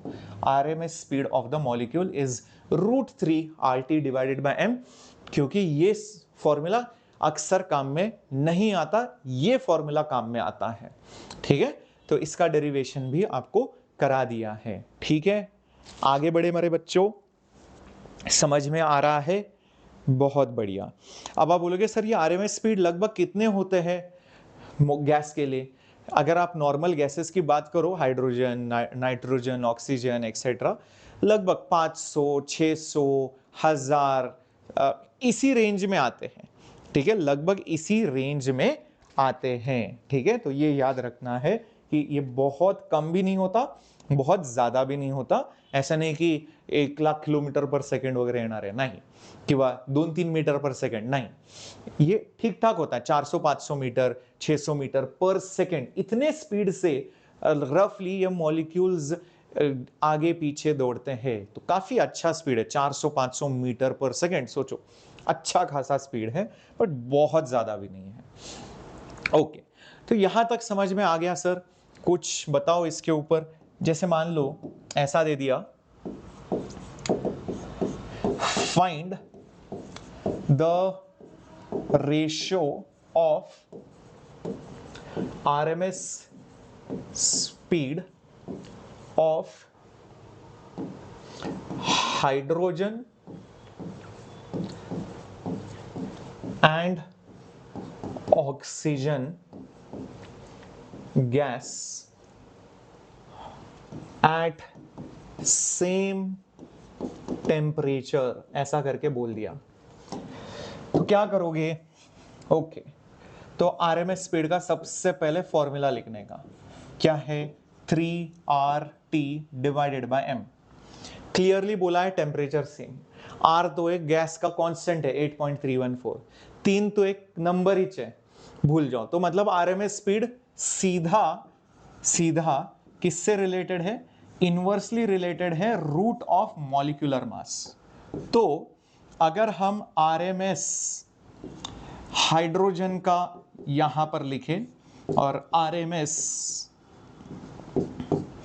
ऑक्सीजन का यहां पर लिखें, यहां पर नीचे मॉलिक्यूलर मास ऑफ हाइड्रोजन आएगा, यहां पर मॉलिक्यूलर मास ऑफ ऑक्सीजन आएगा। अब सोचो मॉलिक्यूलर मास ऑफ ऑक्सीजन कितना होगा 32, हाइड्रोजन कितना होगा 2, 32/2 कितना बनेगा 16, 16 का रूट कितना होगा 4। इसका मतलब ये जो रेशियो है कितना होगा 4:1। तो 4:1 इसका आंसर बन गया। क्लियर सबको? बहुत ही बढ़िया। फिर नेक्स्ट सवाल,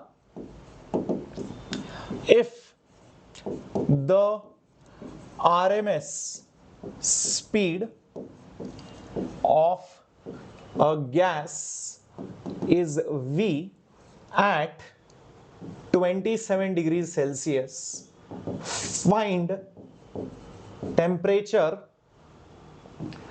at which RMS becomes 2 times। RMS becomes कितने गुना? 2 गुना बढ़ जाना चाहिए। ये सवाल है मेरे बच्चों। चलो सोचो इसके लिए कौन सा फॉर्मूला लगेगा, सोचो इसके लिए कौन सा फॉर्मूला लगेगा।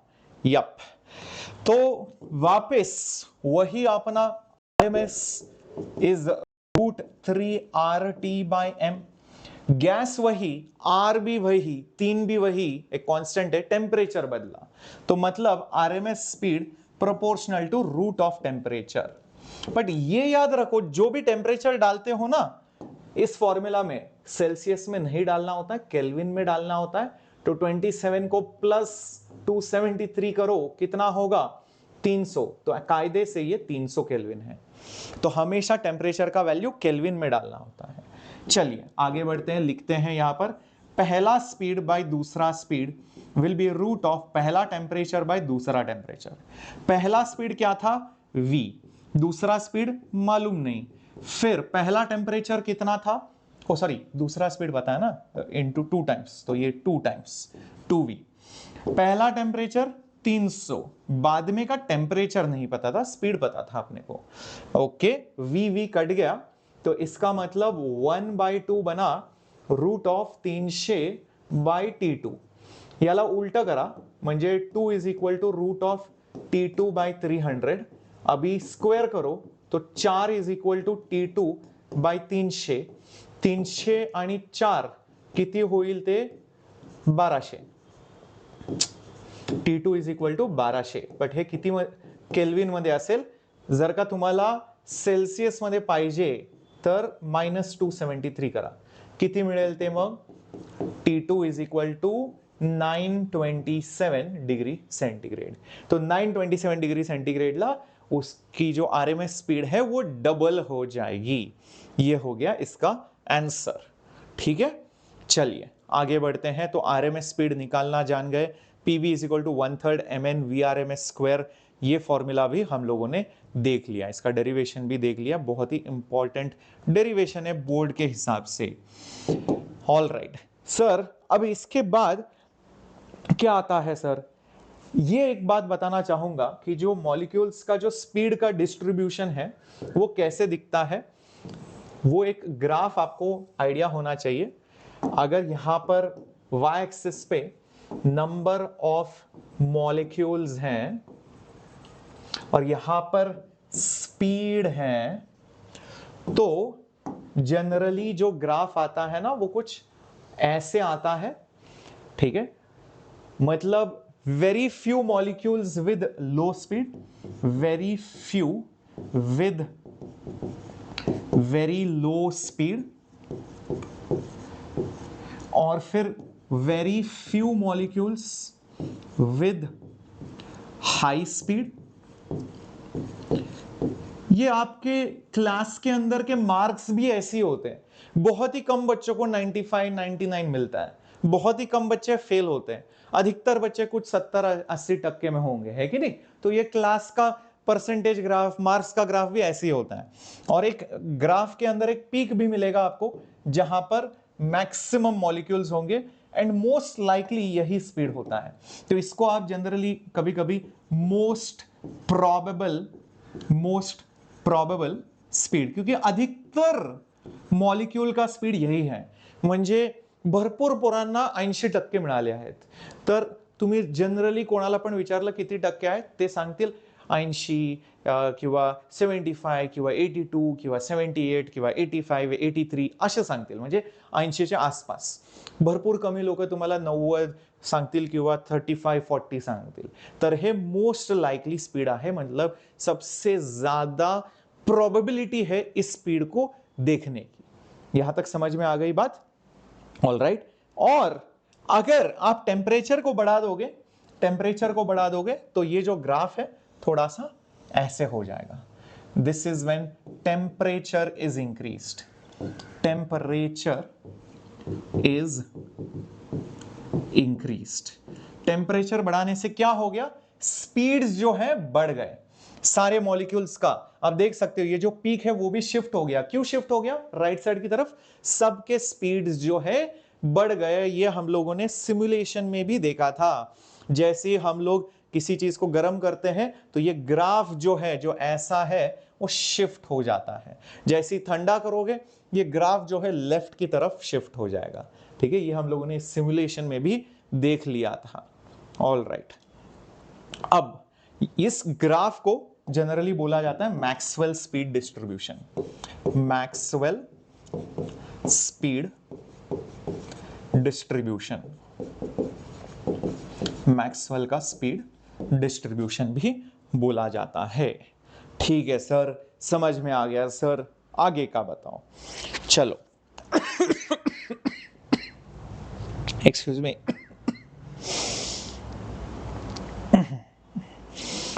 ओके, अब एनर्जी ऑफ द मॉलिक्यूल्स के ऊपर बात करते हैं। अब काइनेटिक एनर्जी ऑफ मॉलिक्यूल्स के ऊपर चर्चा करेंगे। शुरुआत करते हैं अपने ये वाले इक्वेशन से जो हम लोगों ने डिराइव किया था, 1/3 n m VRMS²। अब PV इज इक्वल टू, क्योंकि काइनेटिक एनर्जी की बात हो रही है, काइनेटिक एनर्जी के इसमें मास आता है, स्पीड का स्क्वायर आता है, हाफ आता है, तो यहां पर मैं लिख दूंगा हाफ m VRMS²। क्योंकि 2 से डिवाइड किया, 2 था नहीं तो 2 से मल्टीप्लाई करेंगे, ये n एज इट इज लिख देंगे, मास तो अंदर ले लिए, RMS स्पीड भी यहां पर ले लिया। ये जो है ये आपका काइनेटिक एनर्जी हो गया, काइनेटिक एनर्जी हो गया एवरेज। बट ये जब n से मल्टीप्लाई करोगे, n times the kinetic energy, ये kinetic energy of a molecule था, तो जब n से मल्टीप्लाई करोगे ये दोनों मिला करके ये total average kinetic energy of the gas बनेगा। Total average kinetic energy of the gas बनेगा। मतलब आपका जो राइट हैंड साइड है ना, वो 2/3 इंटू बेसिकली E बनने वाला है। 2/3 इंटू E, ये जो E है वो total average kinetic energy n के साथ मल्टीप्लाई करने के कारण टोटल बन गया। नहीं तो ये एक ही मॉलिक्यूल का था, तो हर एक मॉलिक्यूल का आप एनर्जी लोगे तो आपको टोटल एनर्जी मिल जाएगा। समझे कि नहीं?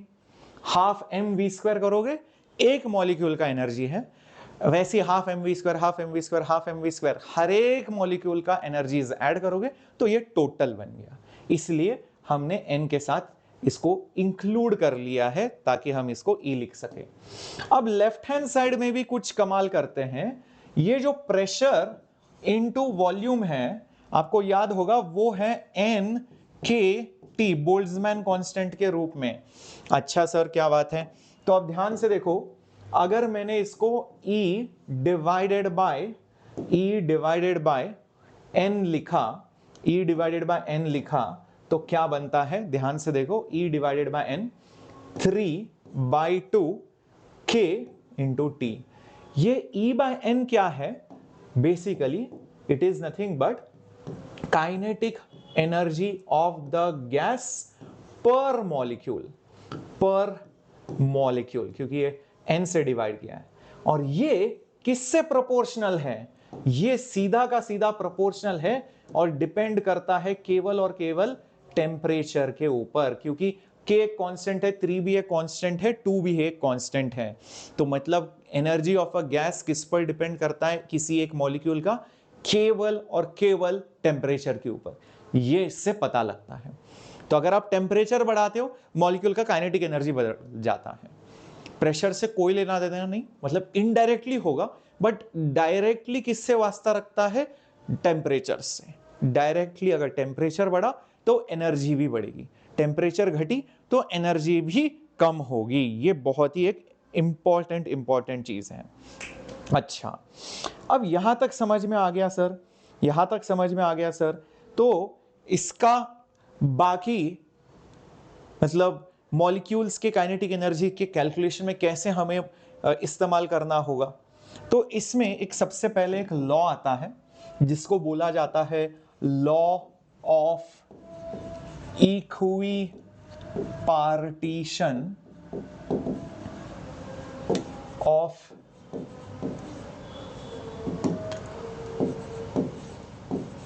एनर्जी।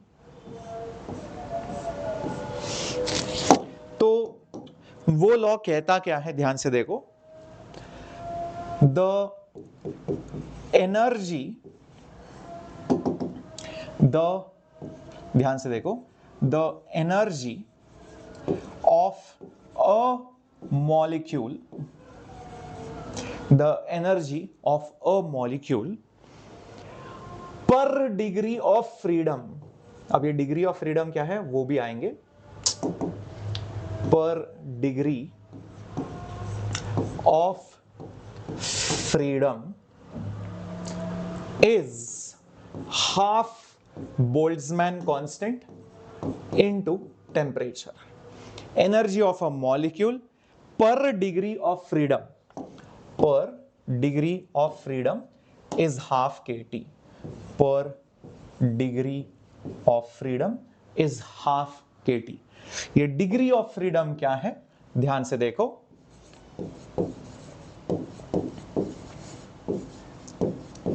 इसको भी मैं एक्सप्लेन करूंगा थोड़ी देर में। Degree of freedom, it is basically the independent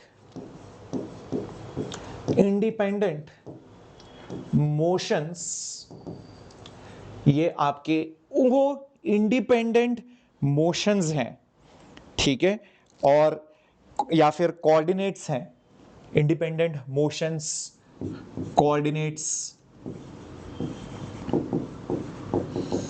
या properties.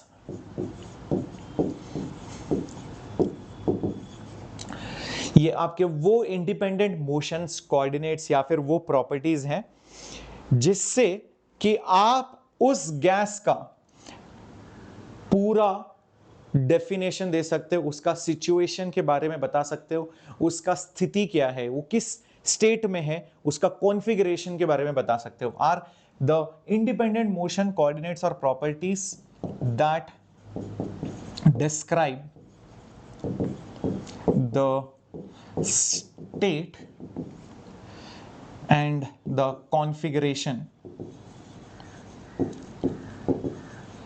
of molecules. They are of following types: translational degree of freedom, फिर आपका होता है rotational degree of freedom, और फिर आता है वाइब्रेशनल डिग्री ऑफ फ्रीडम। किसी भी मॉलिक्यूल के पास ट्रांसलेशनल, रोटेशनल और वाइब्रेशनल डिग्री ऑफ फ्रीडम होता है। मतलब ये वो ऐसा चीज है जो उस गैस के मॉलिक्यूल का स्थिति बताता है, उसका कॉन्फ़िगरेशन, उसका कंडीशन बताता है, उसको आप डिग्री ऑफ फ्रीडम बोलते हो। ठीक है, नहीं समझ में आया कोई बात नहीं, ये सारे डेफिनेशन है, डेफिनेशन से हो सकता है अधिकतर बार ना समझ में आए, तो इसलिए उदाहरण के साथ समझते हैं। देखो अगर मैं बोलूं यार एक मॉलिक्यूल है, मास है, उसकी कंडीशन क्या क्या हो सकती है, मतलब किधर जा रहा हो सकता है, वो एक पॉइंट मास है, वो इधर जा रहा हो सकता है, इधर जा रहा हो सकता है, जेड एक्सिस में, एक्स में जा सकता है, वाई में जा सकता है, जेड में जा सकता है कि नहीं। तो उसके पास तीन चीजें हैं करने के लिए, उसके पास it has three independent motion coordinates और प्रॉपर्टीज, जिससे आप उसका कंडीशन बता सकते हो उस मॉलिक्यूल का। तो इसीलिए हम बोलेंगे it has three translational degrees, three translational, translate मतलब आगे बढ़ना, पीछे बढ़ना, ऊपर नीचे जाना, उसको आप ट्रांसलेशनल बोलते हो, ट्रांसलेशनल डिग्री ऑफ फ्रीडम। आई बात समझे, तीन ट्रांसलेशनल डिग्री ऑफ फ्रीडम है, क्योंकि वो मॉलिक्यूल आगे पीछे जा सकता है, ऊपर नीचे जा सकता है, लेफ्ट राइट जा सकता है। अब इमेजिन करो एक पॉइंट मास नहीं है, बल्कि ऐसा कोई एक मास है, डबल बॉन्ड, सॉरी एक बॉन्ड बनाया है दो एटम के बीच में, तो मतलब एक डाया एटॉमिक मॉलिक्यूल है। तो ये डाया एटॉमिक मॉलिक्यूल भी इधर जा सकता है, इधर जा सकता है, और इधर भी जा सकता है।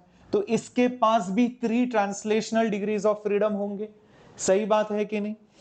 अच्छा, डाया एटॉमिक मॉलिक्यूल ही क्यों, ट्राई एटॉमिक ले लो, ट्राई एटॉमिक मॉलिक्यूल ले लो, जैसे H2O, H2O तो एक ट्राई एटॉमिक है, या फिर CO2, SO2, काफी सारे मॉलिक्यूल्स हैं, है कि नहीं। तो ये मॉलिक्यूल भी इधर जा सकता है, इधर जा सकता है, इधर जा सकता है। ट्राई एटॉमिक क्यों, ऐसे बड़े बड़े मॉलिक्यूल भी ले लो, शायद बहुत सारे बॉन्ड्स बने हुए हैं, CH4 हो गया, है कि नहीं, कुछ कुछ तो भी बहुत सारे ऐसे अजीब मॉलिक्यूल हैं, ठीक है। ऐसा वाला मॉलिक्यूल भी इधर जा सकता है, इधर जा सकता है, इधर जा सकता है। तो ये सारे मॉलिक्यूल्स के पास क्या है बोलो, तीन ट्रांसलेट होने के डिग्रीज ऑफ फ्रीडम है, फ्री है तीन डायरेक्शन में, आगे पीछे ऊपर नीचे जाने के लिए। तो तीन ट्रांसलेशनल डिग्रीज आ गए।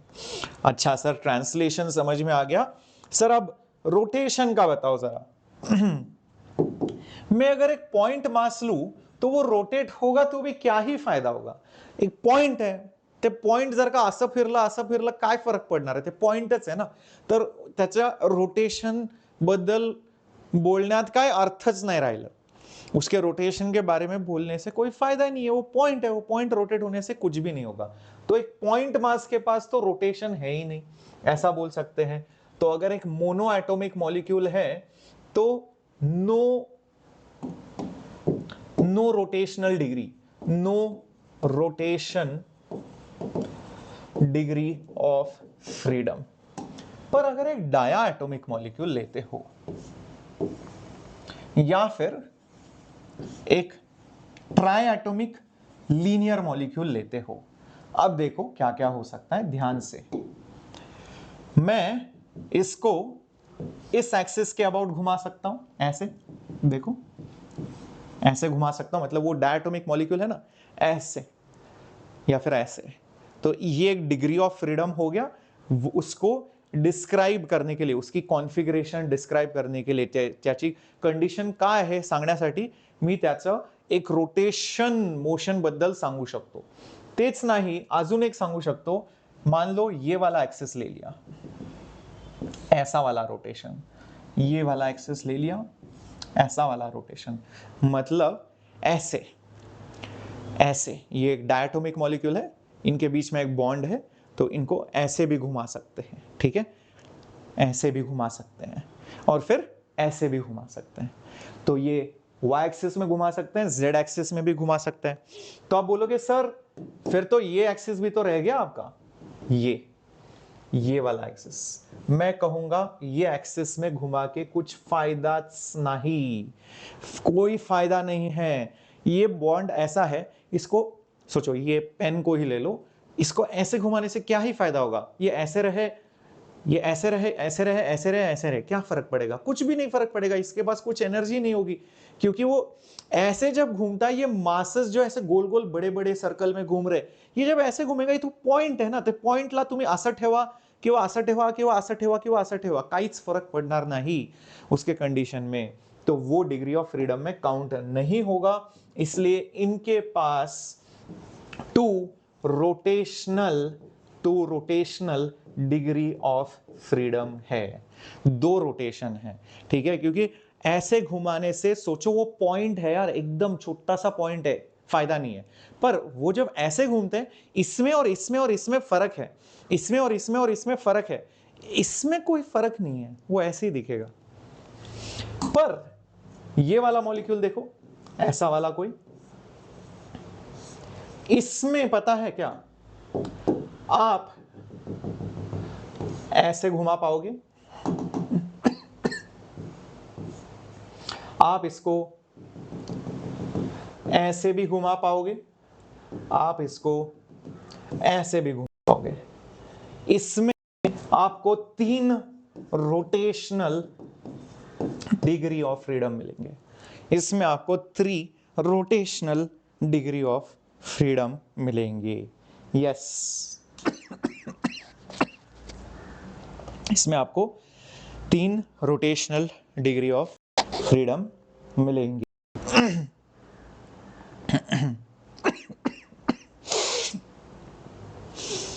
ठीक है एवरीवन, क्यों 3 मिले?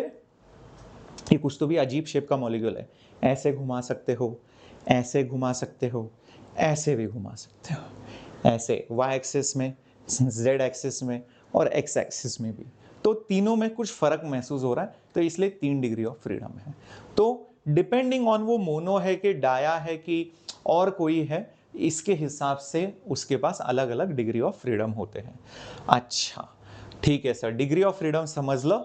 आता हे काय, law of equipartition of energy, ये बोलता है हर एक डिग्री ऑफ फ्रीडम के पास हर एक मॉलिक्यूल में हाफ kT का एनर्जी होता है। ठीक है, तो इसका मतलब सोचो, अगर मैंने एक ऐसा छोटा सा टेबल बना दिया,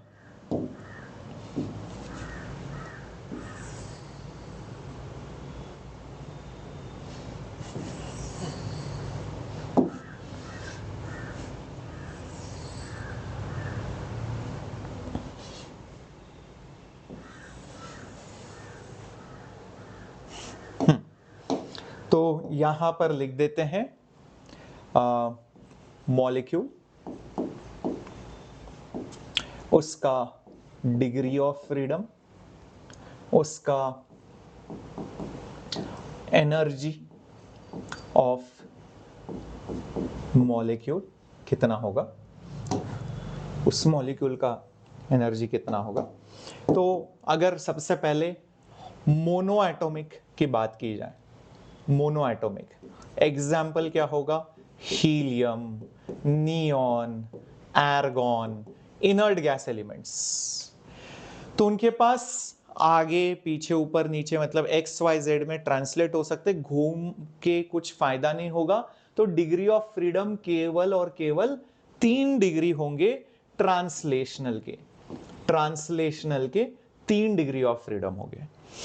क्या बोला है law of equipartition of energy ने, law of equipartition of energy क्या बोलता है, पर डिग्री के पास हाफ kT, तो 3 डिग्री है, कितना एनर्जी होना चाहिए सोच के बताना, 3 multiplied by half kT, 3/2 kT energy होगा उस मॉलिक्यूल के पास, उस हीलियम मॉलिक्यूल, नियॉन मॉलिक्यूल के पास कितना एनर्जी होगा, 3/2 kT, क्योंकि 3 डिग्री ऑफ फ्रीडम है। और ये law of equipartition of energy एक तरह से ये भी बोलता है कि किसी एक डिग्री को हम ज्यादा एनर्जी नहीं देंगे या कम नहीं देंगे, ऐसा कोई पार्शियलिटी नहीं करेंगे, सबको समान रूप से हम एनर्जी बांटेंगे। अच्छा ठीक है सर, समझ में आ गया। सर फिर डाया एटॉमिक का कोई बताओ, diatomic, diatomic, diatomic example हो गया आपका हाइड्रोजन, ऑक्सीजन, नाइट्रोजन, या फिर मान लो ट्राई एटॉमिक लीनियर मॉलिक्यूल, मतलब 3 एटम है एक ही लाइन में, उसका एग्जाम्पल है CO2। तो ऐसे मॉलिक्यूल में ध्यान से देखो, 2 एटम है या 3 एटम है बट एक ही लाइन में है, तो ये वाला डिग्री ऑफ फ्रीडम रोटेशन का काउंट नहीं होगा, बट ट्रांसलेशन के तीनों डिग्री होते हैं। तो एक तरह से हम ये बोल सकते हैं ऐसे टाइप के एटम में 3 ट्रांसलेशन होंगे प्लस 2 रोटेशनल के फ्रीडम होंगे, टोटली बनेगा कितना, 5 डिग्री ऑफ फ्रीडम। तो टोटल एनर्जी की बात की जाए 5 इंटू हाफ KT, उस मॉलिक्यूल के पास 5 इंटू हाफ KT का एनर्जी होगा, 5 इंटू हाफ KT का एनर्जी होगा। पर अगर हम लोगों ने ऐसा कोई एक पॉली एटॉमिक मॉलिक्यूल ले लिया, पॉली एटॉमिक, एग्जाम्पल CH4 है ना, मीथेन गैस, तो ऐसे बहुत सारे मॉलिक्यूल्स हैं। तो इनमें क्या हो जाएगा, पॉली एटॉमिक मॉलिक्यूल्स में तीनों के तीनों रोटेशनल डिग्री ऑफ फ्रीडम को काउंट करना पड़ेगा। तो मतलब यहां पर 3 ट्रांसलेशन तो है ही, plus 3 rotational degrees of freedom भी आ जाएंगे, मतलब 6 डिग्रीज ऑफ फ्रीडम आ जाएंगे। तो ये बन जाएगा 6 इंटू हाफ KT, हर एक मॉलिक्यूल का एनर्जी 6 इंटू हाफ KT यानी कि 3 KT हो जाएगा। अब इसमें एक स्पेशल कंडीशन भी है, स्पेशली डायटोमिक या पॉलीएटॉमिक मॉलिक्यूल्स में, जो कि आपको यहां पर बताना है मुझे। तो इसको थोड़ा डुप्लीकेट करते हैं। एक और डिग्री ऑफ फ्रीडम होता है जो मैंने यहां पर डिस्कस नहीं किया, अब करते हैं। ट्रांसलेशन हो गया, रोटेशन, तीसरा है वाइब्रेशनल। वाइब्रेशनल डिग्री मतलब क्या, कि वो जो मॉलिक्यूल है ना, वो जो मॉलिक्यूल है एक तरह से स्प्रिंग जैसा है, वो आगे पीछे हो रहा है, आगे पीछे हो रहा है, वाइब्रेट हो रहा है, आगे पीछे वाइब्रेट हो रहा है। देखो जब ट्रांसलेट हो रहा था तो उसके पास इधर एक हाफ mvx काइनेटिक एनर्जी थी, यहां पर एक हाफ mvy वाली काइनेटिक एनर्जी थी, यहां पर एक हाफ mvz वाली काइनेटिक एनर्जी थी। जब वो रोटेट हो रहा था तीनों डिग्रीज में, तो उसके पास rotational energy half moment of inertia in the X axis into omega square वाली एनर्जी थी, फिर half moment of inertia in the Y axis into omega square वाली एनर्जी थी, और फिर half I moment of inertia into omega square. Half I omega square rotational energy होती है, तीनों डायरेक्शंस में अलग अलग एनर्जी थी। ओके, वाइब्रेशन में क्या टाइप की एनर्जी आती है, वाइब्रेशन में आती है एक हाफ, यहां पर m रेड्यूस मास करके आता है v स्क्वायर, प्लस हाफ यहां पर वो स्प्रिंग का कांस्टेंट इनटू उनके बीच में जो अंतर रहेगा, उनके बीच में जो एक अंतर रहता है उसके ऊपर भी वो डिपेंड करता है, तो हाफ के r स्क्वायर, ये उसकी टोटल वाइब्रेशनल एनर्जी होती है। तो इसीलिए जब भी वाइब्रेशनल एनर्जीज को अकाउंट में लिया जाए, एक वाइब्रेशनल मोड है मतलब 2 टर्म आते हैं, तो 1 vibration corresponds to 2 degrees of freedom. अगर वाइब्रेशन है तो उसमें 2 एडिशनल डिग्रीज ऑफ फ्रीडम आ जाते हैं। या फिर ऐसे बोल सकते हो, उससे कंट्रीब्यूशन जो है कितने का आ जाएगा, 2 इंटू हाफ KT। तो basically 2 into half KT energy पर मॉलिक्यूल। वाइब्रेशनल एनर्जी का कंट्रीब्यूशन कितना होता है, 2 टाइम्स, ठीक है, क्योंकि यहां पर 2 टर्म है। जब एक एक टर्म होता है, एक एक टर्म हाफ KT देता है, तो जब वाइब्रेशन में 2 टर्म आ गए तो वहां पर 2 टाइम्स हाफ KT हो जाएगा। तो यहां पर एक स्टार मार्क।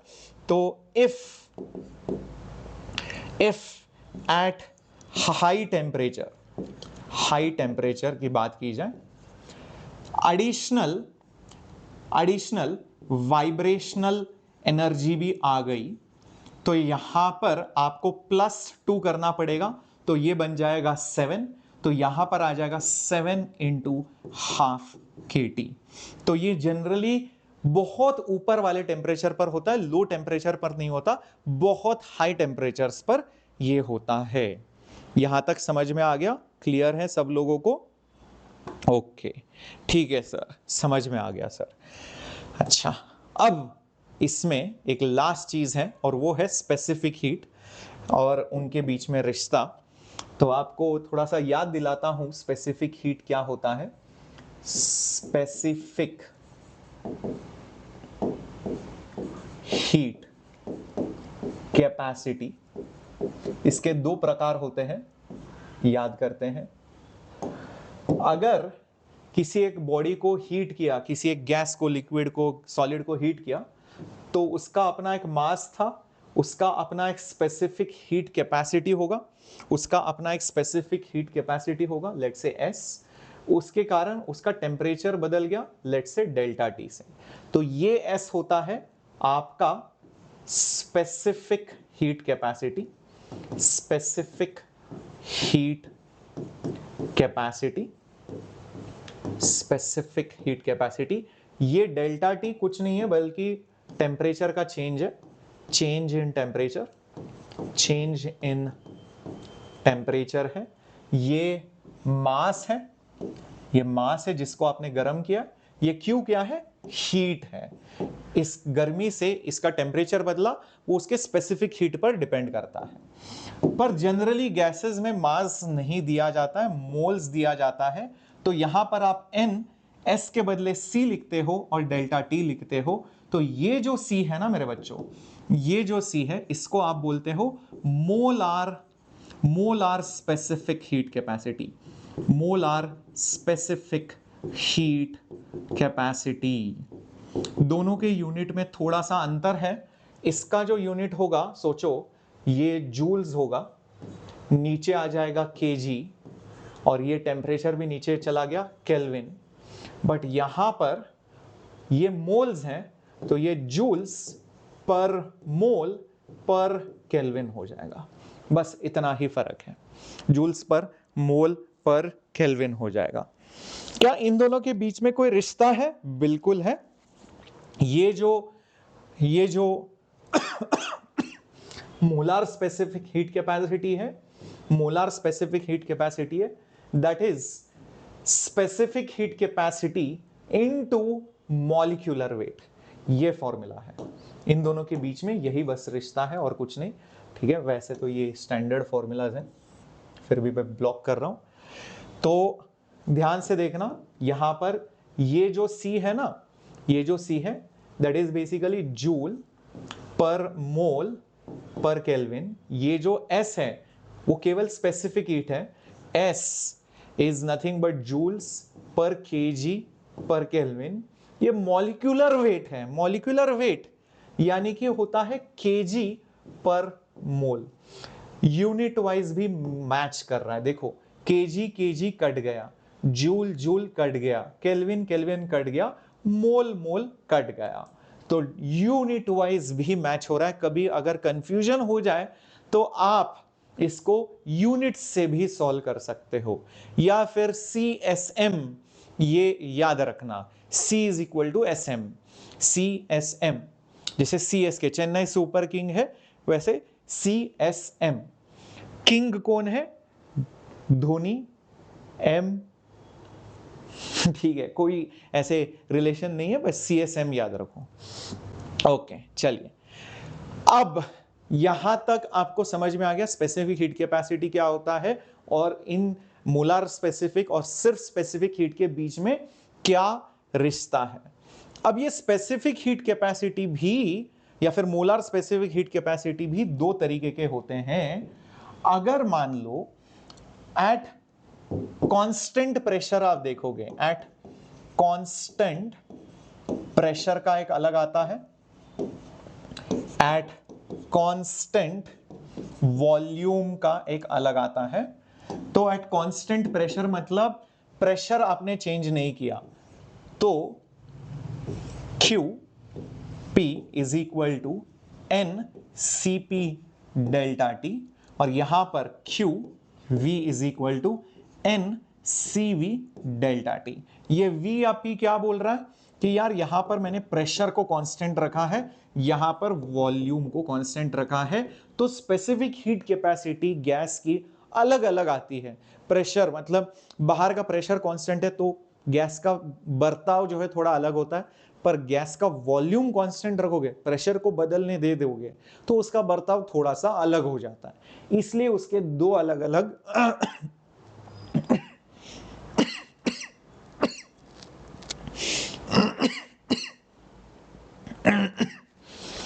सॉरी इसके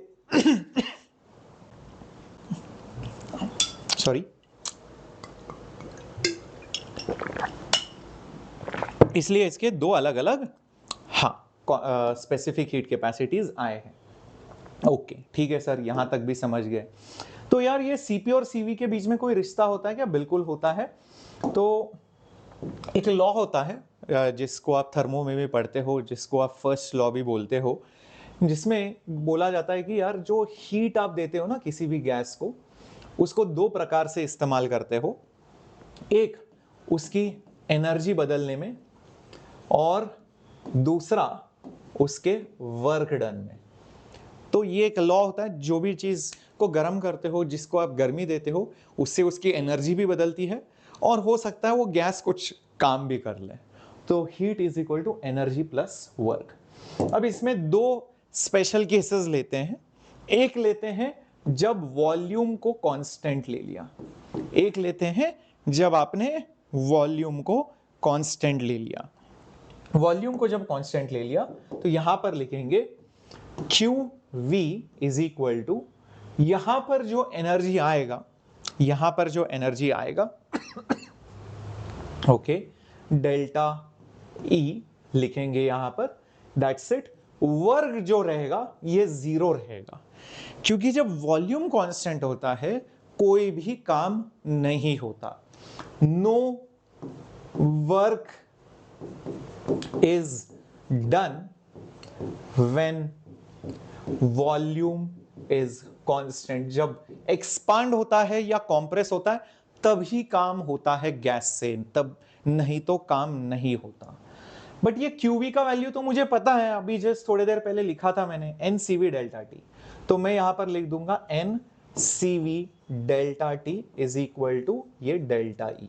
ओके, फिर हम प्रेशर को कांस्टेंट रख के वापस से लिखेंगे। ध्यान से देखो, QP बनेगा आपका डेल्टा E प्लस, यहां पर अभी कुछ काम होगा, QP यहां पर लिख चुके हम NCP delta T, NCP delta T.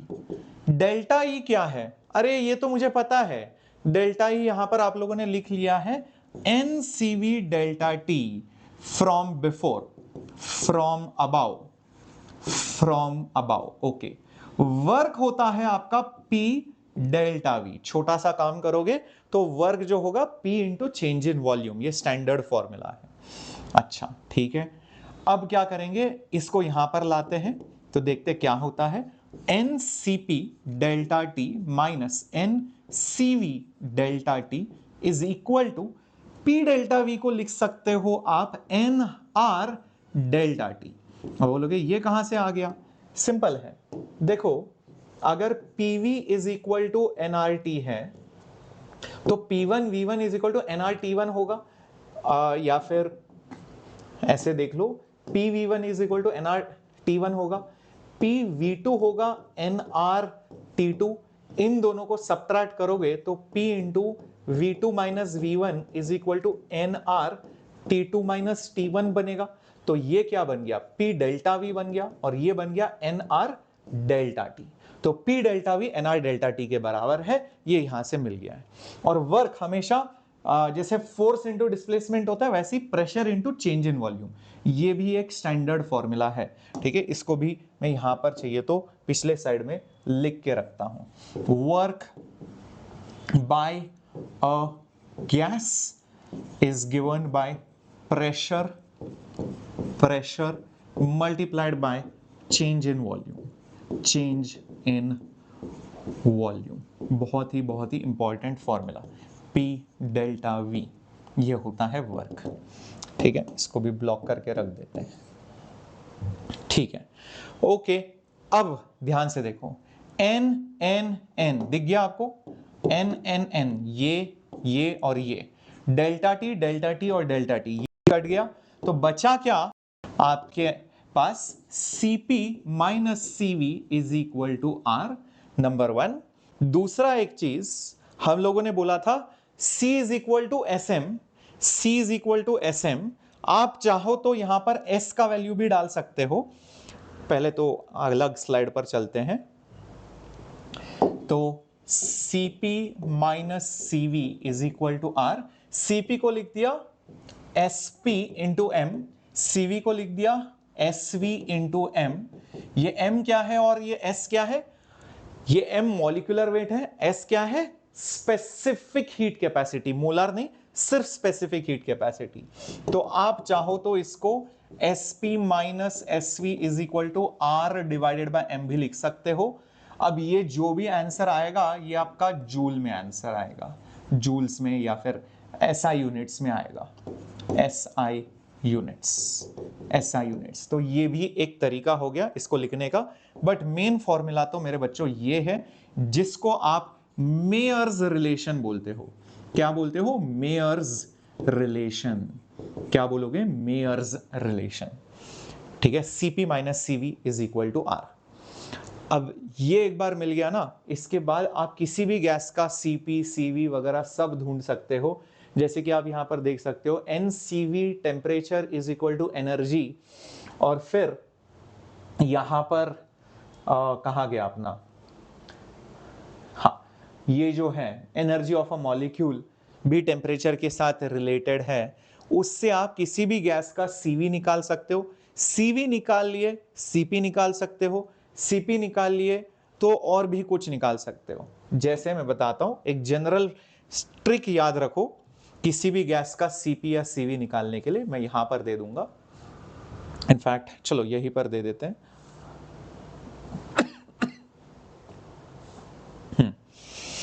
किसी भी गैस का CV निकालना है, specific heat capacity molar at constant volume.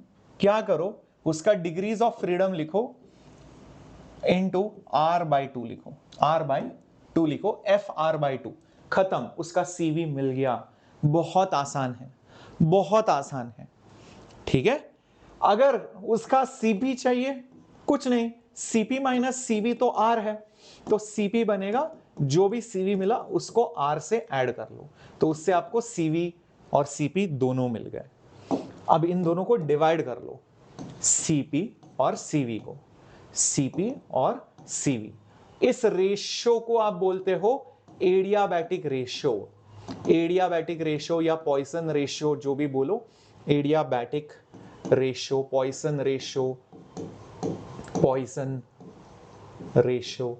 ठीक है, एडियाबैटिक रेशियो Cp/Cv। ये जो वैल्यू आती है, ध्यान से देखना, gamma is equal to 1 plus 2/f। ये शॉर्टकट फॉर्मूला है, ये ट्रिक है, याद रखो। Gamma is 1 plus 2/f। तो किसी भी गैस का गामा भी निकाल सकते हो, Cp भी निकाल सकते हो, Cv भी निकाल सकते हो। चलो, यकीन नहीं होता, ध्यान से देखना। अब ये टेबल पर चलते हैं और यहां पर मैं लिख देता हूं उस गैस का CV, फिर यहां पर उस गैस का Cp, और फिर यहां पर उसका गामा। ठीक है, ये सब के सब हम निकाल पाएंगे बड़े ही आसानी से। ध्यान से देखो। ओके, सबसे पहले ये वाला गैस CV, क्या बोला मैंने फॉर्मूला, कहां गया वो, FR/2।